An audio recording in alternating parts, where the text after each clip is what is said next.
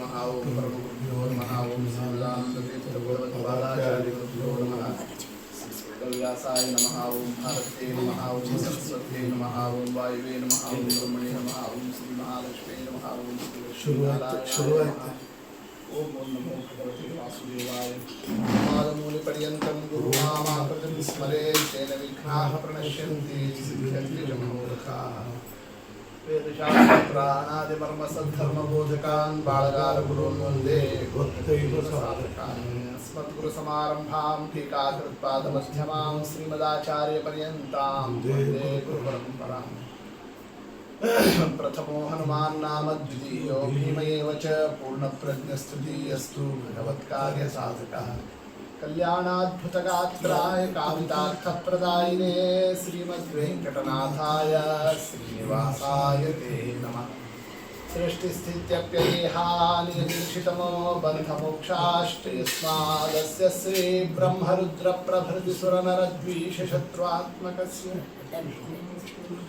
विष्णोर्व्यस्ताः समस्ताः सकलगुणनिधिः सर्वदोषव्यपेतः पूर्णानन्दो व्ययो यो गुरुरपि परमः चिन्तयेतं महान्तम् ॐ जन्माद्यस्य यतोऽन्वयादितरतश्चार्थेष्वविद्यस्वराट् तेने ब्रह्महृदायादिकवये मुह्यन्ति यं सूरयः तेजो वारिमृदां यथा विनिमयो यत्र त्रिसर्गो मृषा धाम्ना स्वेन सदा निरस्तकुहकं सत्यं परं धीमहि नारायणं नमस्कृत्य नरं चैव नरोत्तमं देवीं सरस्वतीं व्यासं ततो ग्रन्थमुदीरये ॐ स्वस्तिस्तु सदाम् अशेषसन्मङ्गलानि भवन्तु वक्तुश्च श्रोतॄणां श्लोकैकश्रवणपठनमात्रेण निखिलकलिकृतकल्मषापनूदनपटुतरे धर्माद्यखिलपुरुषार्थसाधनीभूते श्रीमन्महामुनिकृते श्रीमद्भागवते अद्य कथा प्रारंभे सति किंचित पूर्वकथानुवादः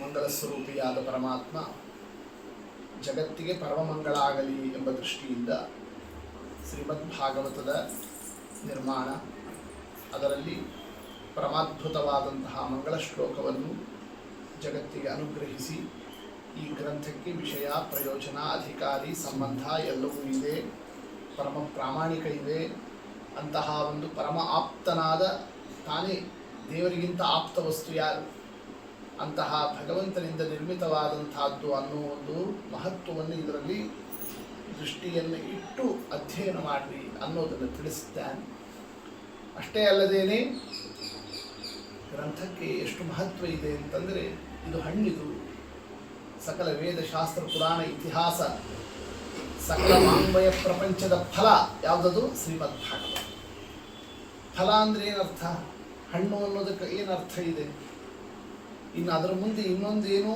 ನಾವು ನಿರೀಕ್ಷೆ ಮಾಡೋ ಅಂಶ ಇಲ್ಲ ಅಂತ ಅರ್ಥ ಒಂದು ಗಿಡ ಬೀಜ ಹಾಕಿದಾಗ ಮೊಳಕೆ ಆಯ್ತಾ ಅಂತೀವಿ ಮೊಳಕೆ ಆದಮೇಲೆ ಸಸಿ ಆಯ್ತಾ ಸಸಿ ಆದಮೇಲೆ ದೊಡ್ಡದಾಯ್ತಾ ದೊಡ್ಡದಾದ್ಮೇಲೆ ಟೊಂಗೆ ಎಲ್ಲ ಬಂತ ಹೀಗೆ ಒಂದೊಂದು ನಾವು ನಿರೀಕ್ಷೆ ಮಾಡ್ತೀವಿ ಮುಂದೇನು ಬರಬೇಕು ಹಣ್ಣಾದ ಮೇಲೆ ಇನ್ನೇನು ಮುಂದೆ ಬರೋದಿದೆ ಏನು ತಾನೆ ಹಾಗೆ ಅಂತಿಮವಾದಂತಹ ಒಂದು ಸ್ಥಾನದಲ್ಲಿ ನಿಗಮಕಲ್ಪತರೋರ್ಗಲಿತಂ ಫಲಂ ಶ್ರೀಮದ್ ಭಾಗವತ ಗ್ರಂಥ ಆ ಒಂದು ಸ್ಥಾನದಲ್ಲಿ ನಿಮಗೆಲ್ಲರಿಗೂ ಕೂಡ ಅನುಗ್ರಹ ಮಾಡೋ ಗ್ರಂಥ ಇದೆ ಅನ್ನೋದನ್ನು ತಿಳಿಸಿದ್ದಾರೆ ಸೂತ ಶೌನಕ ಸಂವಾದ ಮುಖದಿಂದ ಆಖ್ಯಾಯಿಕಾಕ್ರಮದಿಂದ ಭಾಗವತದ ವಿಚಾರವನ್ನು ತಿಳಿಸಿದ್ದಾರೆ ಅದ್ಯ ಕಥಾ ಪ್ರಸಕ್ತಿ ನೈಮಿಷಾರಣ್ಯದಲ್ಲಿ ಶೌನಕಾದಿ ಮಹರ್ಷಿಗಳು ಯಜ್ಞ ನಡೆಸತಕ್ಕ ಸಂದರ್ಭ ಆಗ ಅಲ್ಲಿಗೆ ಯಾತ್ರಾಕ್ರಮದಿಂದ ಪ್ರಸಕ್ತರಾಗಿ ಬಂದಂಥವರು ಸೂತಾಚಾರ್ಯರು ಅವರು ವೇದವ್ಯಾಸ ದೇವರ ಅನುಗ್ರಹಕ್ಕೆ ಪಾತ್ರರು ದೊಡ್ಡವರ ಅನುಗ್ರಹಕ್ಕೆ ಪಾತ್ರರಾದಂಥವರು ಅವರ ಕಾರುಣ್ಯಕ್ಕೆ ಕೃಪಾದೃಷ್ಟಿಗೆ ವಿಷಯರಾದಂಥವರು ಬಂದಾಗ ಅವ್ರಿಗೊಂದು ವಿಶೇಷ ಸ್ಥಾನ ಕೊಡಬೇಕಾದಂಥದ್ದು ಅವರಿಗಿಂತ ಅವ್ರನ್ನ ಯಾರು ಅನುಗ್ರಹ ಮಾಡಿದ್ದಾರೋ ಅಲ್ಲಿನ ದೃಷ್ಟಿ ಇಟ್ಟುಕೊಂಡು ಕೊಡ್ತಾರೆ ಹಾಗೆ ಶೌನಕಾದಿಗಳು ಮಹರ್ಷಿಗಳು ಆದರೂ ಸೂತರಿಗೆ ಏನು ಮಾಡಿದ್ದಾರೆ, ಒಂದು ದೊಡ್ಡ ಆಚಾರ್ಯ ಸ್ಥಾನವನ್ನು ಕೊಟ್ಟು ಅವರನ್ನು ಕೂಡಿಸಿ ಅಂತಾರ ಆ ಸಂದರ್ಭದಲ್ಲಿ ವೇದವ್ಯಾಸ ದೇವರು ನಿಮಗೆ ರಹಸ್ಯ ವಿಷಯಗಳನ್ನೆಲ್ಲ ತಿಳಿಸಿದ್ದಾರೆ, ಅಷ್ಟೆಲ್ಲ ಅವರಿಗೆ ಪ್ರೀತಿ ಪಾತ್ರರು ತಾವು. ಆದ್ದರಿಂದ ಈ ಪ್ರಶ್ನೆಗಳಿಗೆಲ್ಲ ಉತ್ತರ ಏನು ಅನ್ನೋದನ್ನೇ ಆ ಸಂದರ್ಭದಲ್ಲಿ ಪ್ರಶ್ನೋತ್ತರವನ್ನು ನಡೆಸ್ತಾ ಒಂದೊಂದು ಆ ಪ್ರಶ್ನೆಗಳನ್ನು ಕೇಳ್ತಾರಲ್ಲ, ಆ ಪ್ರಶ್ನೆಗಳೇ ಭಾಗವತಕ್ಕೆ ಮೂಲ, ಅದರ ಮೇಲೆ ಸರ್ವಸ್ವ ನಿಂತಿರ್ತಕ್ಕಂಥ. ಅದರಲ್ಲಿ ಏನು ಪ್ರಶ್ನೆ ಕೇಳ್ತಾ ಇದ್ದಾರೆ ಅವರು? ಜನರಿಗೆ ಯಾವುದು ಶ್ರೇಯಸ್ಸು, ಯಾವುದರಿಂದ ಒಳ್ಳೆಯದಾಗ್ತದೆ, ಎಷ್ಟು ನೋಡಿ ಎಂಥ ಸರಳ ಪ್ರಶ್ನೆ ಇದೆ. ಏನು ಮಾಡಿದರೆ ಒಳ್ಳೆಯದಾಗುತ್ತೆ ಅನ್ನೋದನ್ನು ಕೇಳ್ತಾರಲ್ಲ ಸಾಮಾನ್ಯರಾಗಿ, ಹಾಗೆ ಯಾರು ಕೇಳ್ತಾ ಇದ್ದಾರೆ? ಶ್ರೇಯಸ್ಸಿಗೆ ಕಾರಣ ಯಾವುದು ಅನ್ನೋದನ್ನೇ ಆ ಸಂದರ್ಭದಲ್ಲಿ ಕೇಳುತ್ತಾರೆ. ಯಾಕೆ ಈ ಪ್ರಶ್ನೆ ಕೇಳಿದ್ರು? ಪ್ರಶ್ನೆ ಕೇಳೋದಕ್ಕೂ ಬಹಳ ಅರ್ಥ ಇದೆ. ಯಾಕೆ ಒಂದೊಂದು ಕಡೆಯಲ್ಲಿ ಒಂದೊಂದು ಹೇಳ್ತಿರ್ತಾರೆ.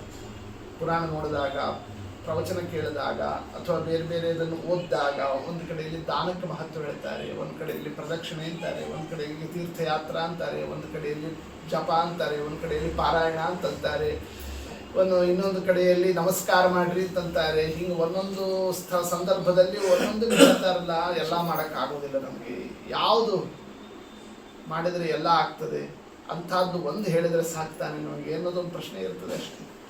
ಆ ರೀತಿಯಲ್ಲಿ ಯಾವುದರಿಂದ ನಮಗೆ ಶ್ರೇಯಸ್ಸಿದೆ ಅನ್ನೋದರಲ್ಲಿ ಮೊದಲನೇ ಪ್ರಶ್ನೆಯನ್ನು ಕೇಳುತ್ತಾರೆ. ಅಷ್ಟೇ ಅಲ್ಲ, ನಾವೆಲ್ಲ ನಡೆಸೋದು ಯಾತಕ್ಕೋಸ್ಕರ? ಏನೇ ಒಂದು ವ್ರತ, ನಿಯಮ, ಸ್ನಾನ, ಸಂಧ್ಯಾವನೆ ಪ್ರತಿಯೊಂದು ನಮ್ಮ ಒಳಗಿರತಕ್ಕ ಅಂತರ್ಯಾಮಿ ಸ್ವಾಮಿ ಪ್ರೀತನಾಗಬೇಕು, ಭಗವಂತ ಪ್ರೀತನಾಗಬೇಕು. ಆ ಭಗವತ್ ಪ್ರೀತಿಗೆ ಕಾರಣವಾಗತಕ್ಕಂತಹ ವಿಷಯ ಯಾವುದು? ಆ ಅಂತರ್ಯಾಮಿಯಾಗಿರತಕ್ಕ ಸ್ವಾಮಿ ಹೆಂಗಿದ್ದಾನೆ? ಒಳಗಿರೋ ದೇವರೇನೆ ಹೊರಗೆ ನಾನಾ ರೂಪಗಳಲ್ಲಿ ಪ್ರಕಟನಾಗಿ ಬಂದು ನಾನಾ ಲೀಲೆಗಳನ್ನು ತೋರಿಸತಕ್ಕಂತಹ ವಿಚಾರಗಳು ಯಾವ್ಯಾವುದು? ಅದರಲ್ಲೂ ಅತಿ ಸಮೀಪದಲ್ಲಿ ಅವರ ಕಾಲಕ್ಕೆ, ಈ ಪ್ರಶ್ನೆ ಮಾಡೋ ಕಾಲಕ್ಕೆ ಅವರಿಗೆ ಅತಿ ಸಮೀಪ ಕಾಲದಲ್ಲಿ ಬಂದಿರತಕ್ಕ ಭಗವಂತನ ದಿವ್ಯ ಕಥೆ, ಕೃಷ್ಣ ಕಥೆ. ಆ ಕೃಷ್ಣ ದೇವರು ಯಾವ ರೀತಿ ಬಂದು ಅವತಾರಾದಿಗಳನ್ನು ನಡೆಸಿ ಜಗತ್ತಿಗೆ ಅನುಗ್ರಹವನ್ನು ಮಾಡಿದ್ದಾನೆ ಎಲ್ಲದೂ 5 ಪ್ರಶ್ನೆ ಆಯಿತು. ಆದರೆ ಎಲ್ಲದಕ್ಕಿಂತ ಬಹಳ ಮಹತ್ವದ ಪ್ರಶ್ನೆ ಏನು ಕೇಳುತ್ತಾರೆ ಆ ಸಂದರ್ಭದಲ್ಲಿ? ಬ್ರೂಹಿ ಯೋಗೇಶ್ವರೇ ಕೃಷ್ಣೇ ಬ್ರಹ್ಮಣ್ಯೇ ಧರ್ಮವರ್ಮಣಿ ಸ್ವಾಂ ಕಾಷ್ಠಾ ಮಧುನೋಪೇತೆ ಧರ್ಮ ಕಂ ಶರಣಂಗತಃ. ಭಗವಂತ ಪ್ರತ್ಯಕ್ಷ ಇದ್ದಾಗ ದೇವರೇ ಇದ್ದಾನ್ರಿ, ಇನ್ನೇನು ನಮಗೆ ಭಯ ಅಂತ ಮನಸ್ಸಿನಲ್ಲಿ ಏನಿರ್ತದೆ? ಒಂದು ಆತಂಕ ಇಲ್ಲ, ಆರಾಮಾಗಿರ್ಬೋದು ನಾವು ಅಂತ. ಅದು ಅವ್ರದ್ದು ಇವ್ರದ್ದು ಅಂತಲ್ಲ, ಪ್ರತಿ ಮನೆಗಳಲ್ಲೂ ಅದನ್ನು ಅನುಭವಕ್ಕೆ ಬರುವಂಥದ್ದು. ಅಪ್ಪ ಇದ್ದಾನ್ರಿ, ಎಲ್ಲ ನೋಡ್ಕೊಂಡು ಹೋಗ್ತಾನೆ, ನಮಗೇನಿದೆ? ಅವ್ರು ಬೇಕಾದ್ರೆ ವಯಸ್ಸಾಗಿ ಮುದುಕರಾಗಿ ಹೆಂಗೆ ಇದ್ರು ಅವರೊಬ್ರು ಇದ್ದಾರೆ ಅಂತಂದರೆ ಏನೇನು ಬೇಕು ಎಲ್ಲ ಅವ್ರು ವಿಚಾರ ಮಾಡ್ತಿರ್ತಾರೆ ಅಂತ ಅವ್ರ ಮೇಲೆ ಭಾರ ಹಾಕಿಬಿಟ್ಟಿರ್ತೀವಿ. ಆದರೆ ಆ ಸ್ಥಾನ ಶೂನ್ಯ ಆದಾಗ ಎಲ್ಲ ಒಟ್ಟಿಗೆ ನನ್ನ ತಲೆಬಿದ್ದಿತ್ತಲ್ಲ ಅನ್ನೋ ಒಂದು ಅನುಭವ ಪ್ರತಿಯೊಬ್ಬರಿಗೂ ಆಗೋದಿದೆಯಲ್ಲ. ಇದು ಸಾಮಾನ್ಯ ಒಂದು ಸಣ್ಣ ಒಂದು ಮನೆಗಳಲ್ಲಿ ಆಗೋ ವಿಚಾರ. ಆದರೆ ಜಗತ್ತಿಗೆ ಅಪ್ಪ ಆತ, ಜಗದಪ್ಪ ಶ್ರೀಕೃಷ್ಣ ಪರಮಾತ್ಮ 100 ವರ್ಷದ ತನಕ ತನ್ನ ರೂಪವನ್ನು ಜಗತ್ತಿಗೆ ತೋರಿಸಿದ. ನಮೋ ಬ್ರಹ್ಮಣ್ಯ ದೇವಾಯ, ಎಲ್ಲರಿಗೂ ಕೂಡ ನಾನಿದ್ದೀನ್ರೋ ಯಾಕೆ ಹೆದರ್ತೀರಿ ಅಂತ ಅನ್ನೋ ರೀತಿಯಿಂದ ಅಭಯವನ್ನು ಕೊಟ್ಟ, ಭೂಭಾರವನ್ನು ಪರಿಹಾರ ಮಾಡಿದ ಅಂತಹ ಕೃಷ್ಣ ಅದೃಶ್ಯನಾಥ.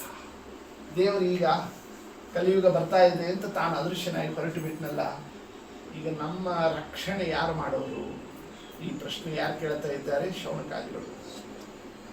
ನಿಮಗೇನಾಗಿದೆ ಪ್ರಾಬ್ಲಮ್ಮು? ರಕ್ಷಣೆ ಏನು ಯಾರಾದರೂ ಅಟ್ಯಾಕ್ ಮಾಡ್ತಾ ಇದ್ದಾರಾ, ಆಕ್ರಮಣ ಮಾಡ್ತಾ ಇದ್ದಾರಾ, ಅಥವಾ ದಾಳಿ ಆಗ್ತಾ ಇದೆಯಾ ಅಂತಂದರೆ ಇದು ಹೊರಗಿನ ದಾಳಿ ಅಲ್ಲ, ಇದು ಒಳಗಿನ ದಾಳಿ. ಯಾವುದು? ಕಾಮ, ಕ್ರೋಧ, ಲೋಭ, ಮೋಹ, ಮದ, ಮತ್ಸರ ಇವುಗಳ ರೂಪದಿಂದ ಕಲಿಯುಗ ಬರ್ತಾ ಇದೆ. ಆ ಕಲಿಯುಗದಲ್ಲಿ ಇವೆಲ್ಲವೂ ಕೂಡ ನಮ್ಮ ಮೇಲೆ ದಾಳಿ ಮಾಡತಕ್ಕಂತಹ ಸನ್ನಿವೇಶ ಇದೆಯಲ್ಲ ಮುಂದೆ. ಆ ಸಂದರ್ಭದಲ್ಲಿ ನಮಗೆ ರಕ್ಷಣೆ ಸಿಗುವಂತಹ ಸ್ಥಳ ಯಾವುದು? ಈ ಪ್ರಶ್ನೆ ಇದೆಯಲ್ಲ, ಬಹಳ ಮಹತ್ವದ ಪ್ರಶ್ನೆ ಇದು. ಹೀಗೆ 6 ಪ್ರಶ್ನೆಗಳು ಶೌನಕರು ಕೇಳಿರತಕ್ಕಂತಹ ಏನೊಂದು ಸನ್ನಿವೇಶ ಇದೆ, ಆ ಒಂದು ವಿಚಾರವನ್ನೇ, ಆ ಪ್ರಶ್ನೆಗಳನ್ನು ಮುಂದಿಟ್ಟುಕೊಂಡು ಶ್ರೀಮದ್ ಭಾಗವತದ ಉಪದೇಶವನ್ನು ಸೂತರು ಆರಂಭವನ್ನು ಮಾಡ್ತಾ ಇದ್ದಾರೆ. ಒಳ್ಳೆ ಪ್ರಶ್ನೆಗಳು ಅವರು ಕೇಳಿದ್ದು, ಅದಕ್ಕೆ ಒಳ್ಳೆ ವಿಚಾರ ಮುಂದೆ ಹೇಳಬೇಕು. ಈ ಪ್ರಶ್ನೋತ್ತರ, ಈ ಒಂದು ಸಂವಾದ, ಒಂದು ಉತ್ತಮವಾಗಿರತಕ್ಕ ವಿಚಾರವನ್ನು ನಾವು ಹೇಳ್ತಾ ಇವೆ. ಹೇಳೋ ಪ್ರಯತ್ನವನ್ನು ಮಾಡ್ತೀವಿ. ಆದರೆ ಹೇಳಿದ್ದೆಲ್ಲ ಕೇಳಿದವರಿಗೆ ಅದು ಹಿಡಿಸುವಂತೆ ಆಗ್ತದ? ಅಡಿಗೆ ಮಾಡಿದ್ದೆಲ್ಲ ತಿನ್ನೋರಿಗೆ ಹಿಡಿಸುವಂತೆ ಆಗ್ತದ? ನಾವು ಪ್ರಯತ್ನ ಮಾಡಿರ್ತೀವಿ, ಆದರೆ ಕೆಲವು ಸಲ ಚೆನ್ನಾಗೂ ಆಗ್ತದೆ, ಕೆಲವು ಸಲ ಅದು ಹಿಡಿಸೋದೇ ಇಲ್ಲ. ಕೆಲವು ಸಲ ಅದು ನಮ್ಮ ಹೊಟ್ಟೆ ತುಂಬುವಂಗಾಗತ್ತೆ, ಕೆಲವು ಸಲ ನಮ್ಗೆ ಅದು ಆಗೋದೇ ಇಲ್ಲ. ಹಾಗೆ ಪ್ರವಚನ ಮಾಡೋರು ಹೇಳೇ ಹೇಳ್ತಿರ್ತಾರೆ. ಆದರೆ ಹೇಳಿದ ಮಾತ್ರಕ್ಕೆ ಆ ಎಲ್ಲ ಹೇಳಿದ್ದೆಲ್ಲವೂ ಕೂಡ ಅವರಿಗೆ ಮನಸ್ಸಿಗೆ ಹೋಗಬೇಕು, ಅದು ಅವರಿಗೆ ಹಿಡಿಸಬೇಕು, ಅವರಿಗೆ ಅದು ಪರಿಣಾಮ ಬೀರಬೇಕು. ಏನಪ್ಪ ಇಷ್ಟು ಹೇಳಿದ್ದಕ್ಕೆ ಒಂದು ಕೂದಲೆಷ್ಟಾದರೂ ಕೂಡ ಬದಲಾವಣೆ ಆಯಿತು ಅಂತ ಅನ್ನುವಂತೆ ಏನಾದರೂ ಕೂಡ ಪರಿವರ್ತನೆ ಸಿಗಬೇಕು. ಅಂದರೆ ಮಾತ್ರ ಹೇಳಿದ್ದು ಸಾರ್ಥಕ. ಹೌದಷ್ಟೇ, ನಾವು ಕೇಳೋದಕ್ಕೆ ಮುಂಚೆ ಹೇಗಿದ್ದೋ ಆಮೇಲೆ ಹಾಗೆ ಇದ್ದರೆ ಅದರ ಪ್ರಯೋಜನ ಏನು ಅಂತ ಅನ್ನೋದೊಂದು ಪ್ರಶ್ನೆ ಬರ್ತದೆ. ಆದರೆ ಅದು ಆಗೋದಿಲ್ಲ, ಅಷ್ಟು ಸುಲಭ ಇಲ್ಲ. 10-20 ವರ್ಷದ ಹಿಂದೆನೂ ಭಾಗವತ ಹೇಳ್ತಿರ್ತೀವಿ, ಭಾಗವತ ಕೇಳ್ತಿರ್ತೀವಿ, ಈಗಲೂ ಹೇಳ್ತೀವಿ ಕೇಳ್ತೀವಿ. ನಮ್ಮಲ್ಲೇನು ಚೇಂಜೇ ಆಗೋದಿಲ್ಲ, ನಮ್ಮಲ್ಲೇನು ಬದಲಾವಣೆನೇ ಆಗೋದಿಲ್ಲ. ಮತ್ತು ಅದೇ ಭಾಗವತ, ಅದೇ ಹೇಳೋರು, ಅದೇ ಕೇಳೋರು, ಹಾಗೆ ಇದ್ದೀವಿ, ಏನು ವ್ಯತ್ಯಾಸ ಇಲ್ಲ. ಯಾಕೆ? ಇದೊಂದು ಪ್ರಶ್ನೆಗೆ ಉತ್ತರ ಬೇಕಾಗಿ. ಆದರೆ ಬೇರೆ ಫೀಲ್ಡ್ನಲ್ಲಿ ಹಂಗಿಲ್ಲ. ಬೇರೆ ಕಾರ್ಯಕ್ಷೇತ್ರಗಳಲ್ಲಿ ಒಂದು ಯಾವುದಾದ್ರೂ ಕೂಡ ಅಧ್ಯಯನದಲ್ಲಾಗಲಿ ಒಂದು ಇದರಲ್ಲಾಗಲಿ ಅವರು ಓದ್ತಾನೆ ಅಂತಂತಂದರೆ ಇದುವರೆಗೂ SLC ಆಗಿತ್ತು, ಮುಂದುವರೆದ PUC ಆಯಿತು, ಮುಂದುವರೆದ BA ಆಯಿತು, ಇನ್ನು ಮುಂದುವರೆದ ಹೀಗೊಂದು ಮುಂದಕ್ಕೆ ಹೋಗ್ತಾ ಇದ್ದಾನೆ ಅಂತ ಕಾಣಿಸ್ತದೆ. ಆದರೆ ಆಧ್ಯಾತ್ಮಿಕವಾಗಿರತಕ್ಕ ಮಾರ್ಗದಲ್ಲಿ ನಾವು ಎಲ್ಲಿದ್ದೀವೋ ಅಲ್ಲೇ ಇದ್ರೇ ಒಂದು ಪುಣ್ಯ, ಇನ್ನೂ ಕೆಳಗಿಳಿದಿಲ್ಲ ಅಂತಂದರೆ ಅಂಥದ್ದೊಂದು ಸ್ಥಿತಿ ಇದೆಯಷ್ಟೇ. ಇದಕ್ಕೇನು ಕಾರಣ? ಅದು ಬಹಳ ಮಹತ್ವದ ವಿಚಾರ. ಅದಕ್ಕೆ ಕಾರಣ ಇಷ್ಟೇನೆ, ನಾವು ಹೇಳ್ತೀವಿ ಎಂದು ಮಾತ್ರಕ್ಕೆ ಅದು ಅವರಿಗೆ ತಿಳಿಯೋ ವಸ್ತು ಆಗಿರೋದಿಲ್ಲ. ಯಾಕಿದು ಭಗವದ್ ವಿಚಾರ, ಇದು ಲೌಕಿಕ ವಿಚಾರ ಅಲ್ಲ. ಭಗವಂತನ ವಿಷಯದಲ್ಲಿ, ಭಗವದ್ ವಿಚಾರದಲ್ಲಿ ಅದು ಹೃದಯಕ್ಕೆ ಬಂದು ಮುಟ್ಟಬೇಕು ಅಂತಾದರೆ, ಅದು ಪರಮಾತ್ಮನ ವಿಷಯ ಹೃದಯದಲ್ಲಿ ಬಂದು ನಿಲ್ಲಬೇಕು ಅಂತಾದರೆ, ಅದು ನಮಗೆ ಪರಿಣಾಮ ಬೀರಬೇಕು ಅಂತಾದರೆ, ಅದು ನಮ್ಮಲ್ಲಿ ಏನಾದರೂ ಪರಿವರ್ತನೆ ತರಬೇಕು ಅಂತಾದರೆ ಗ್ರಂಥ ಇದೆ ಎಂದು ಮಾತ್ರಕ್ಕೆ ಆಗೋದಿಲ್ಲ, ಹೇಳೋರು ಇದ್ದಾರೆ ಎಂದು ಮಾತ್ರಕ್ಕೆ ಆಗೋದಿಲ್ಲ. ಅದನ್ನು ಕೇಳ್ತೀವಿ ನಾವು ಭಕ್ತಿಯಿಂದ ಅಂದ ಮಾತ್ರಕ್ಕೆ ಅಷ್ಟು ಸುಲಭವಾಗಿ ಆಗೋದಲ್ಲ. ಅದು ಮತ್ಯಾವುದರಿಂದ? ಅದು ಗುರು ಅನುಗ್ರಹ ಇದ್ದರೆ ಮಾತ್ರ ಸಾಧ್ಯ. ಗುರುಗಳ ಅನುಗ್ರಹ ಇದ್ದಾಗ ಮಾತ್ರ ನಾವು ಹೇಳಿದ್ದು, ನಾವು ಕೇಳಿದ್ದು ಎಲ್ಲವೂ ಅದು ನಮಗೆ ಪರಿಣಾಮ ಬೀರುತ್ತದೆ. ಆ ಗುರುಗಳ ಅನುಗ್ರಹ ಇಲ್ಲದೇನೆ ನಾವು ಸುಮ್ಮನೆ ಹೇಳ್ತೀವಿ ಕೇಳ್ತೀವಿ ಅಂತ ಹೊರಟು ಬಿಟ್ಟರೆ ಅದು ಏನೋ ಒಂದು ಪುಣ್ಯ ಬಂತು, ಆ ಕಾಲಕ್ಕೆ ಒಂದು ಒಳ್ಳೆಯ ಕೆಲಸ ಆಯಿತು ಅಂತ ಅಷ್ಟಕ್ಕೆ ಮಾತ್ರ ಪರ್ಯವಸಾನ ಆಗ್ತದೆಯೇ ಹೊರತು ಅದು ದೀರ್ಘಕಾಲದ ಮೋಕ್ಷ ಮಾರ್ಗದ ಆ ಒಂದು ಪರಿಣಾಮಕ್ಕೆ ಅಷ್ಟು ನಮಗೆ ಅದು ಫಲ ಕೊಡತಕ್ಕಂಥದ್ದು ಆಗೋದಿಲ್ಲ. ಆದ್ದರಿಂದ ಈ ಭಾಗವತದ ಈ ಉಪದೇಶವನ್ನೇ, ಈ ಪ್ರಶ್ನೆಗಳು ಬಂದಾಗ ಅದಕ್ಕೆ ಉತ್ತರ ಕೊಡತಕ್ಕ ಸೂತಾಚಾರ್ಯರು ನನಗೆ ತಿಳಿದಿದೆ, ನನಗೆ ವಿಚಾರ ಗೊತ್ತಿದೆ ಅಂತ ಹೇಳಲಿಕ್ಕೆ ಹೋಗಲಿಲ್ಲ. ಅವರು ಏನು ಆರಂಭ ಮಾಡಿದ್ರು? ಅವ್ರ ಪ್ರಶ್ನೆಗೆ ಉತ್ತರನೇ ಆರಂಭ ಮಾಡಲಿಲ್ಲ. ಅವ್ರು ಆರಂಭ ಮಾಡಿದ್ದು ಯಂ ಪ್ರವ್ರಜಂತಮನುಪೇತಮಪೇತ ಕೃತ್ಯೋ ದ್ವೈಪಾಯನೋ ವಿರಹ ಕಾತರ ಆಜುಹಾವ ಪುತ್ರೇತಿ ತನ್ಮಯತಯಾ ತರವೋಪಿ ನೇದುಃ ತಂ ಸರ್ವಭೂತ ಹೃದಯಂ ಮುನಿಮಾನತೋಸ್ಮಿ ಯಸ್ವಾನುಭಾವಮಖಿಲ ಶ್ರುತಿ ಸಾರಮೇಕಂ ಅಧ್ಯಾತ್ಮದೀಪಮತಿತಿತೀರ್ಷತಾಂ ತಮುಂಧಂ ಸಂಸಾರಿಣಾಂ ಕರುಣಯಾಃ ಪುರಾಣ ಗುಹ್ಯೋ ತಂ ವ್ಯಾಸಸೂನುಂ ಉಪಯಾಮಿ ಗುರುಂ ಮುನೀನಾಂ. ಶುಕಾಚಾರ್ಯರಿಗೆ ನಮಸ್ಕಾರ ಮಾಡ್ತಾ ಇದ್ದಾರೆ. ಭಾಗವತದ ಆರಂಭವನ್ನು ಮಾಡಬೇಕಾದ್ರೆ ಅವರು ನಮ್ಗೆ ತಿಳಿದಿದೆ ಅಂತ ಹೇಳೋದಲ್ಲರು. ಎಷ್ಟೋ ನಾವು ಲೋಕದಲ್ಲಿ ಮಾತನಾಡಬೇಕಾದ್ರೆ ನಮ್ಗೆ ತಿಳಿದಿದೆ ಅಂತ ಇನ್ನೊಬ್ರಿಗೆ ಹೇಳಿದ ಮಾತ್ರಕ್ಕೆ ಅವರು ಅದನ್ನು ತಿಳ್ಕೊಳ್ಳೋದಿಲ್ಲ. ನಮಗೆ ತಿಳಿಸಿದವ್ರು ಯಾರು? ಅವರಲ್ಲಿ ಭಕ್ತಿ ಇಟ್ಕೊಂಡು ಹೇಳೋ ಸಂದರ್ಭ ಬಂದಿದೆ, ನೀವು ತಿಳಿಸಿದ್ದನ್ನು ಹೇಳ್ತಾ ಇದ್ದೀವಿ, ಇದು ಅವರಿಗೆ ಪರಿಣಾಮ ಬೀರುವಂತೆ ಮಾಡ್ರಿ ಅಂತ ನಾವು ಅವರಲ್ಲಿ ಕೇಳ್ಕೊಂಡು ಹೇಳಬೇಕು. ಆಗ ಮಾತ್ರ ಅದು ಅವರಿಗೆ ಪ್ರಯೋಜನವನ್ನು ಕೊಡುತ್ತದೆ. ಆ ಒಂದು ಅಂಶವನ್ನು ತಿಳಿಸ್ತಾ ಅವರಿಗೆ ತಿಳಿಸಿದವರು, ಈ ಪ್ರಶ್ನೆಗಳಿಗೆಲ್ಲ ಉತ್ತರ ಕೊಟ್ಟಿರತಕ್ಕ ಉಪದೇಶ ಕೊಟ್ಟವರು ಶುಕಾಚಾರ್ಯ. ಆ ಶುಕಾಚಾರ್ಯರಿಗೆ ನಮಸ್ಕಾರ ಮಾಡ್ತಾರೆ ಸುತಾಚಾರ್ಯರು. ಈ ಉಪದೇಶವನ್ನು ಆರಂಭವನ್ನು ಮಾಡುವಾಗ ಗುರುಗಳಿಗೆ ನಮಸ್ಕಾರ ಮಾಡ್ತಾ ಇದ್ದಾರೆ. ಗುರುಗಳು ಅನೇಕ ರೀತಿಯಲ್ಲಿ ಇರ್ತಾರೆ. ಅನೇಕ ರೀತಿಯಲ್ಲಿ ಅಂತಂತಂದರೆ ಒಳಗಿನ ಗುರುಗಳು, ಹೊರಗಿನ ಗುರುಗಳು, ಒಳ ಹೊರಗಿನ ಗುರುಗಳು ಅಂತ ಗುರುಗಳಲ್ಲಿ ಈ ನಾನಾ ವೈವಿಧ್ಯತೆ ಇದೆ. ಹೊರಗಿನ ಗುರುಗಳು ಅಂತಂದರೆ ಹೊರಗೆ ನಮ್ಮನ್ನು ಕೂಡಿಸಿಕೊಂಡು ಅಕ್ಷರ, ಶಬ್ದ, ವಾಕ್ಯ, ಪಾಠ ಎಲ್ಲ ಹೇಳಿ ನಮಗೆ ಜ್ಞಾನ ಕೊಡ್ತಿರ್ತಾರಲ್ಲ, ಅವರು ಹೊರಗೆ ನಮಗೆ ಕಾಣುವಂತಹ ಗುರುಗಳಾಗಿರ್ತಾರೆ. ಆದರೆ ಅವರು ಹೊರಗಿನ ಗುರುಗಳು ಹೇಳಿದ ಮಾತ್ರಕ್ಕೆ ಜ್ಞಾನ ಬರೋದಿಲ್ಲ. ಒಳಗಿನ ಗುರುಗಳ ಅನುಗ್ರಹ ಬೇಕಾಗ್ತದೆ. ಒಳಗಿರ್ತಕ್ಕ ಗುರುಗಳು ಯಾರು? ತತ್ವಾಭಿಮಾನಿ ದೇವತೆಗಳು. ಅವ್ರು ಹೇಳಿದ್ದು ನಮ್ಗೆ ಕೇಳುವಂತೆ ಆದ್ರೆ ತಾನೇ ನಮ್ಗೆ ಜ್ಞಾನ ಬರೋದು. ಅಂದರೆ ಕಿವಿಗೆ ಯಾರ ಅಭಿಮಾನಿ ದೇವತೆ ಅವರ ಅನುಗ್ರಹ ಇದ್ದರೆ ಜ್ಞಾನ ಬರ್ತದೆ. ಅದರಂತೆ ಮನೋಭಿಮಾನಿಗಳ ಅನುಗ್ರಹ ಅಂದರೆ ಹೊರಗಿರ್ತಕ್ಕ ಗುರುಗಳಿಂದ ಮಾತ್ರ ನಮಗೆಲ್ಲ ಬಂದ್ಬಿಡ್ತು ಅಂತ ಆಗೋದಿಲ್ಲ. ಒಳಗಿರೋ ಗುರುಗಳು ಯಾರು? ದೇವತೆಗಳು. ಅವರ ಅನುಗ್ರಹ ಇದ್ರೆ ಮಾತ್ರ ಹೇಳಿದ್ದು ಕೇಳಿದ್ದು ಎಲ್ಲ ಫಲ ಕೊಡ್ತದೆ. ಅಂದರೆ ಒಳಗಿನ ಗುರುಗಳ ಅನುಗ್ರಹ ಬೇಕೇ ಬೇಕು. ಅಂದರೆ ಹೊರಗಿನ ಗುರುಗಳಿಂದಲೂ ಅನುಗ್ರಹ ಪಡಿಬೇಕು ನಾವು.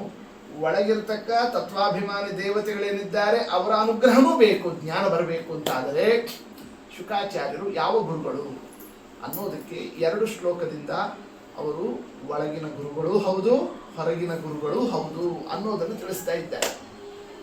ಒಳಗೆ ತತ್ವಾಭಿಮಾನಿ ದೇವತೆಗಳಾಗಿದ್ದಾರೆ, ಸಾಕ್ಷಾತ್ ಮಹರುದ್ರದೇವರು, ಮನೋಭಿಮಾನಿಗಳವರು, ನಮ್ಮ ಮನಸ್ಸಿಗೆ ಪ್ರೇರಣೆಯನ್ನು ಕೊಟ್ಟು ಆ ಒಂದು ಜ್ಞಾನವನ್ನು ಕೊಡತಕ್ಕಂತಹ ಒಂದು ಒಳಗಿದ್ದು ಗುರುಸ್ಥಾನದಲ್ಲಿರೋರು ಯಾರಾಗಿದ್ದಾರೆ? ಶುಕಾಚಾರ್ಯ. ಅದು ಹೇಗೆ ಗೊತ್ತಾಗುತ್ತೆ ಅವರು ಒಳಗೆ ಗುರುಗಳಾಗಿದ್ದಾರೆ ಅಂತಂತಂದ್ರೆ? ಪುತ್ರೇತಿ ತನ್ಮಯತೆಯ ತರವೋ ಪಿನ್ನೇದು.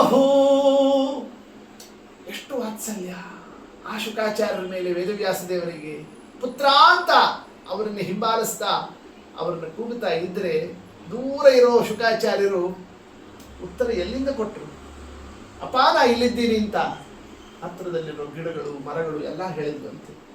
ಕಾರಣ ಸರ್ವಭೂತ ಹೃದಯೋ ಮುನಿಮಾನತೋಸ್ಮಿ. ಎಲ್ಲರ ಒಳಗೆ ಹೃದಯದಲ್ಲಿ ಮನಸ್ಸಿನಲ್ಲಿ ಇದ್ದಾರವರು. ನಾ ಇಲ್ಲಿದ್ದೀನಿ ಅಂತ ಅವರು ಅಲ್ಲಿಂದ ಹೇಳಬೇಕಾಗಿಲ್ಲ. ಶುಕಾಚಾರ್ಯರು ಹತ್ತಿರದಲ್ಲಿರ್ತಕ್ಕ ತರವೋಪಿ ಗಿಡ ಮರ ಎಲ್ಲವೂ ಕೂಡ ಉತ್ತರ ಕೊಡ್ತಾವೆ ಅಂತಂತಂದ್ರೆ ಅವರು ಒಳಗಿರೋ ಗುರುಗಳು ಹೌದಷ್ಟೇ, ಒಳಗಿದ್ದಾರಷ್ಟೇ, ಎಲ್ಲರ ಒಳಗಿರ್ತಕ್ಕಂಥವ್ರು ಹೌದಷ್ಟೇ. ಆದ್ದರಿಂದಲೇ ಭಾಗವತ ನಡೆದಲ್ಲಿ ಮೊದಲು ಶುಕಾಚಾರ್ಯರಿಗೆ ಅವ್ರಿಗೆ ನಮಸ್ಕಾರ ಮಾಡಿ, ನಿಮ್ಮ ಅನುಗ್ರಹದಿಂದ ನಾವು 2 ಅಕ್ಷರ ಹೇಳ್ತೀವಿ, ನಿಮ್ಮ ಅನುಗ್ರಹದಿಂದ 2 ಅಕ್ಷರ ಕೇಳ್ತಾ ಇದ್ದೀವಿ, ನಿಮ್ಮ ಅನುಗ್ರಹದಿಂದ ಈ ಒಂದು ಕೇಳೋದ್ರಿಂದ ಒಂದು ಪ್ರಯೋಜನ ನಾವು ಪಡೆಯೋದು, ನೀವು ಅನುಗ್ರಹ ಮಾಡಬೇಕು ಅಂತ ನಾವು ಅದನ್ನೇ ಮನಸ್ಸಲ್ಲಿ ತಗೊಳ್ಳದೇ ಇರಲಿ. ಭಾಗವತ ಅಂತ ಗಂಟೆ ಬಾರಿಸಿದ್ರೆ ಅವ್ರು ಬಂದು ಕೂತು ಬಿಟ್ಟಿರ್ತಾರೆ ಶುಕಾಚಾರ್ಯ.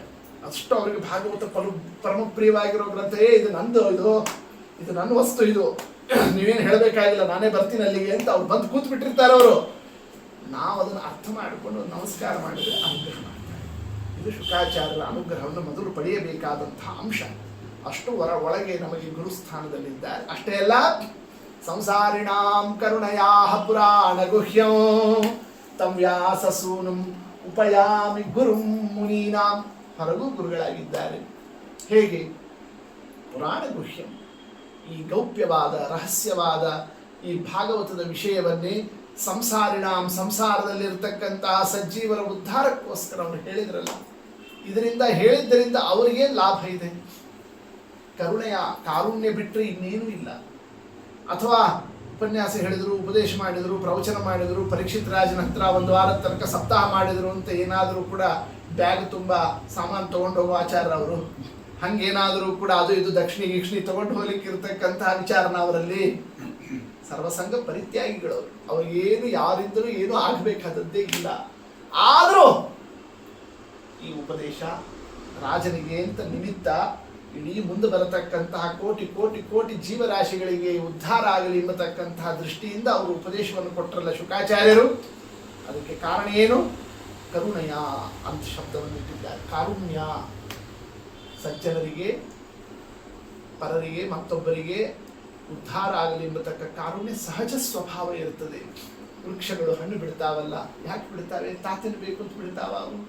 ಆ ಹಣ್ಣುಗಳನ್ನೆಲ್ಲ ಯಾರು ಆಶ್ರಯವನ್ನು ಪಡೆದಿರೋರೆಲ್ಲ ಹೊಟ್ಟಿ ತುಂಬಲಿ ಅಂತ ಹೆಂಗೋ ಹಂಗೆ ಕಾರುಣ್ಯ ಎಂಬತಕ್ಕಂತಹ ಆ ಗುಣಧರ್ಮವನ್ನೇ ಶುಕಾಚಾರ್ಯರಲ್ಲಿ ನಾವು ಸ್ಮರಣೆ ಮಾಡಿ ಅವರಿಗೆ ನಮಸ್ಕಾರವನ್ನು ಮಾಡಿ, ಅಷ್ಟೇ ಅಲ್ಲದೇನೆ ನಾರಾಯಣಂ ನಮಸ್ಕೃತ್ಯ ನರಂಚೈವ ನರೋತ್ತಮಂ ದೇವೀಂ ಸರಸ್ವತಿ ವ್ಯಾಸಂ ತಥೋ ಗ್ರಂಥ ಮುದೀರಯೇ.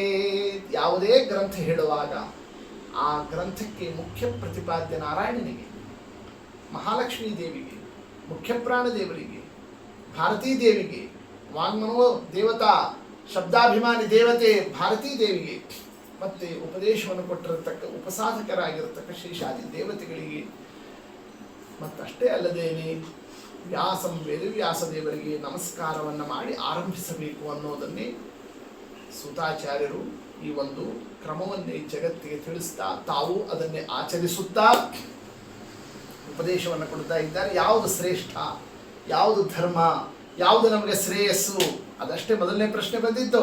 ಸವೈ ಪುಂಸಾಂ ಪರೋ ಧರ್ಮ.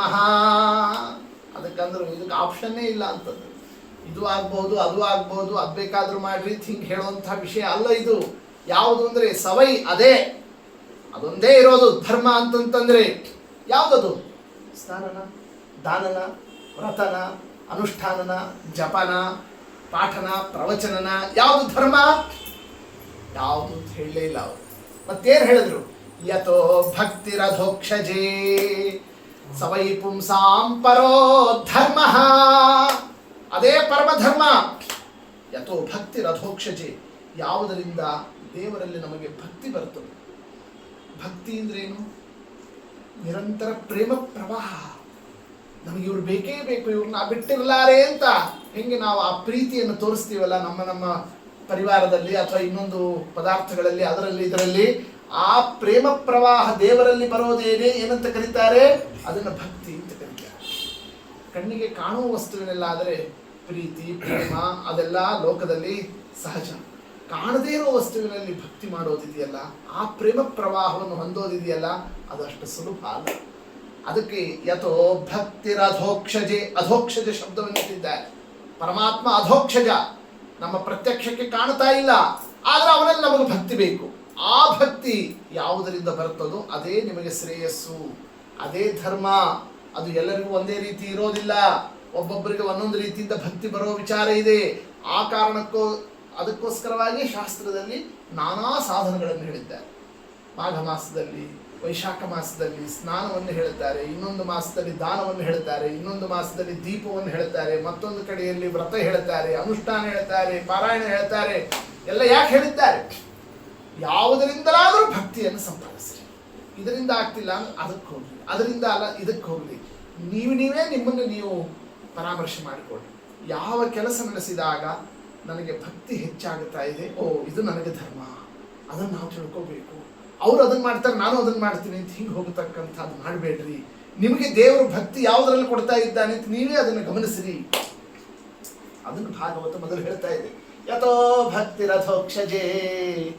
ಆ ಭಕ್ತಿನೂ ಕೂಡ ಎಷ್ಟು ಕಠಿಣ ಇದೆ ಅಂತಂತಂದರೆ, ಭಕ್ತಿ ಮಾಡ್ತೀವಿ ನಾವು ಕೂಡ ದೇವರಲ್ಲಿ.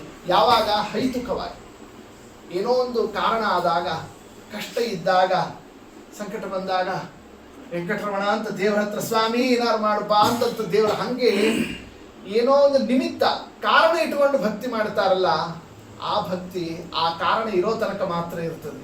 ಆಮೇಲೆ ದೇವ್ರನ್ನ ಮರ್ತು ಬಿಡ್ತೀವಿ. ಹಂಗಾಗಬಾರ್ದು. ಅದಕ್ಕೇನು ಹೇಳಿದ್ರು? ಭಕ್ತಿ ಹೇಗಿರಬೇಕು ಅಂತ? ಅಹೈತುಕಿ. ಹೈತುಕ, ಹೇತುವಿನಿಂದ, ಕಾರಣದಿಂದ ಬರಬಾರದು. ಯಾವ ಕಾರಣ ಇಲ್ಲದೆ ಭಕ್ತಿ ಇರಬೇಕು. ಅಂಥ ಭಕ್ತಿ ಯಾವುದರಿಂದ ಬರ್ತದೋ ಅದು ಧರ್ಮ. ಅಹೈತುಕಿ ಅಪ್ರತಿಹತ. ಅಂಥ ಭಕ್ತಿನೂ ಬರ್ತದೆ. ಭಾಗವತ ಅದು ಇದು ಹೇಳ್ತಿದ್ದಾಗ ಯಾವ ಕಾರಣನೂ ಇಲ್ಲದೇ ಭಕ್ತಿ ಬಂದಿರ್ತದೆ, ಆದರೆ ಒಂದು ಸೆಕೆಂಡ್ ಮಾತ್ರ. ಆಮೇಲೆ ಗಂಟೆ ಹೊಡಿತಿದ್ದಂತೆ ಮತ್ತೆ ವಾಪಸ್ ಹೋಗಿ ಕೂತ್ಬಿಡ್ತೀವಿ. ನಮ್ಮ ಹಿಂದಿನ ಸ್ಥಿತಿ ಅಂತಲೇ ನಾವು ಹರಟಿ ಹೊಡೆಯೋದು, ಮತ್ತೊಂದು ಮಾಡೋದು, ಅದು ಇದು, ಹಾಗೆ ನಮ್ಮ ಜೀವನ ಹೋಗ್ತದಲ್ಲ. ಅಂದರೆ ಪ್ರತಿಹತ, ಅಡೆತಡೆಗಳಿಂದ ಈ ಭಕ್ತಿ ಇರಬಾರ್ದು, ಅದೆಲ್ಲವೂ ದೂರ ಆಗಬೇಕು. ಅಹೈತುಕಿ ಅಪ್ರತಿಹತ. ಇಂತಹ ಭಕ್ತಿ ನಿಮ್ಮಲ್ಲಿ ಸಿಕ್ತು ಅಂತಾದರೆ ಅಂತರ್ಯಾಮಿ ಪ್ರೀತನಾಗತಾನೆ. ಎರಡನೇ ಪ್ರಶ್ನೆಗೆ ಉತ್ತರ ಕೊಟ್ಟರು. ಯಯಾತ್ಮಾಶು ಪ್ರಸೀದತಿ. ಅಂತಹ ಅಂತರ್ಯಾಮಿಯಾಗಿರತಕ್ಕ ಸ್ವಾಮಿ ಪರಮಾತ್ಮ, ಅವ ಪ್ರೀತನಾಗಬೇಕು ಅಂತಲೇ ಸರ್ವಸ್ವವು ಅವನ ಪ್ರೀತಿಗೆ ಇರೋದು ಯಾವುದು? ಭಕ್ತಿನೇ ಕಾರಣ. ಆ ಭಕ್ತಿ ಬರಲಿಲ್ಲ ಅಂತಂತಂದ್ರೆ ನೋತ್ಪಾದಯೇದ್ಯದಿರತ್ಯೋ ಶ್ರಮಯೇವ ಹಿ ಕೇವಲಂ. ಎಲ್ಲಿ ಎಂಥ ಮಾತು ಹೇಳ್ತಾರೆ ಸೂತಾಚಾರ್ಯರು. ದೇವರಲ್ಲಿ ಭಕ್ತಿಗೆ ಅದು ಮುಟ್ಟುತ್ತಾ ಇಲ್ಲ ಅಂತಾದರೆ ನೀವು ಮಾಡತಕ್ಕ ಪ್ರತಿಯೊಂದು ಕೂಡ ವ್ರತ, ನಿಯಮ, ಸಾಧನ, ಸ್ನಾನ, ಸಂಧ್ಯಾ ವಂದನೆ, ಜಪ, ತಪ ಏನು ಮಾಡಿದ್ರು ಎಲ್ಲವೂ ಕೂಡ ಅದು ಶ್ರಮ.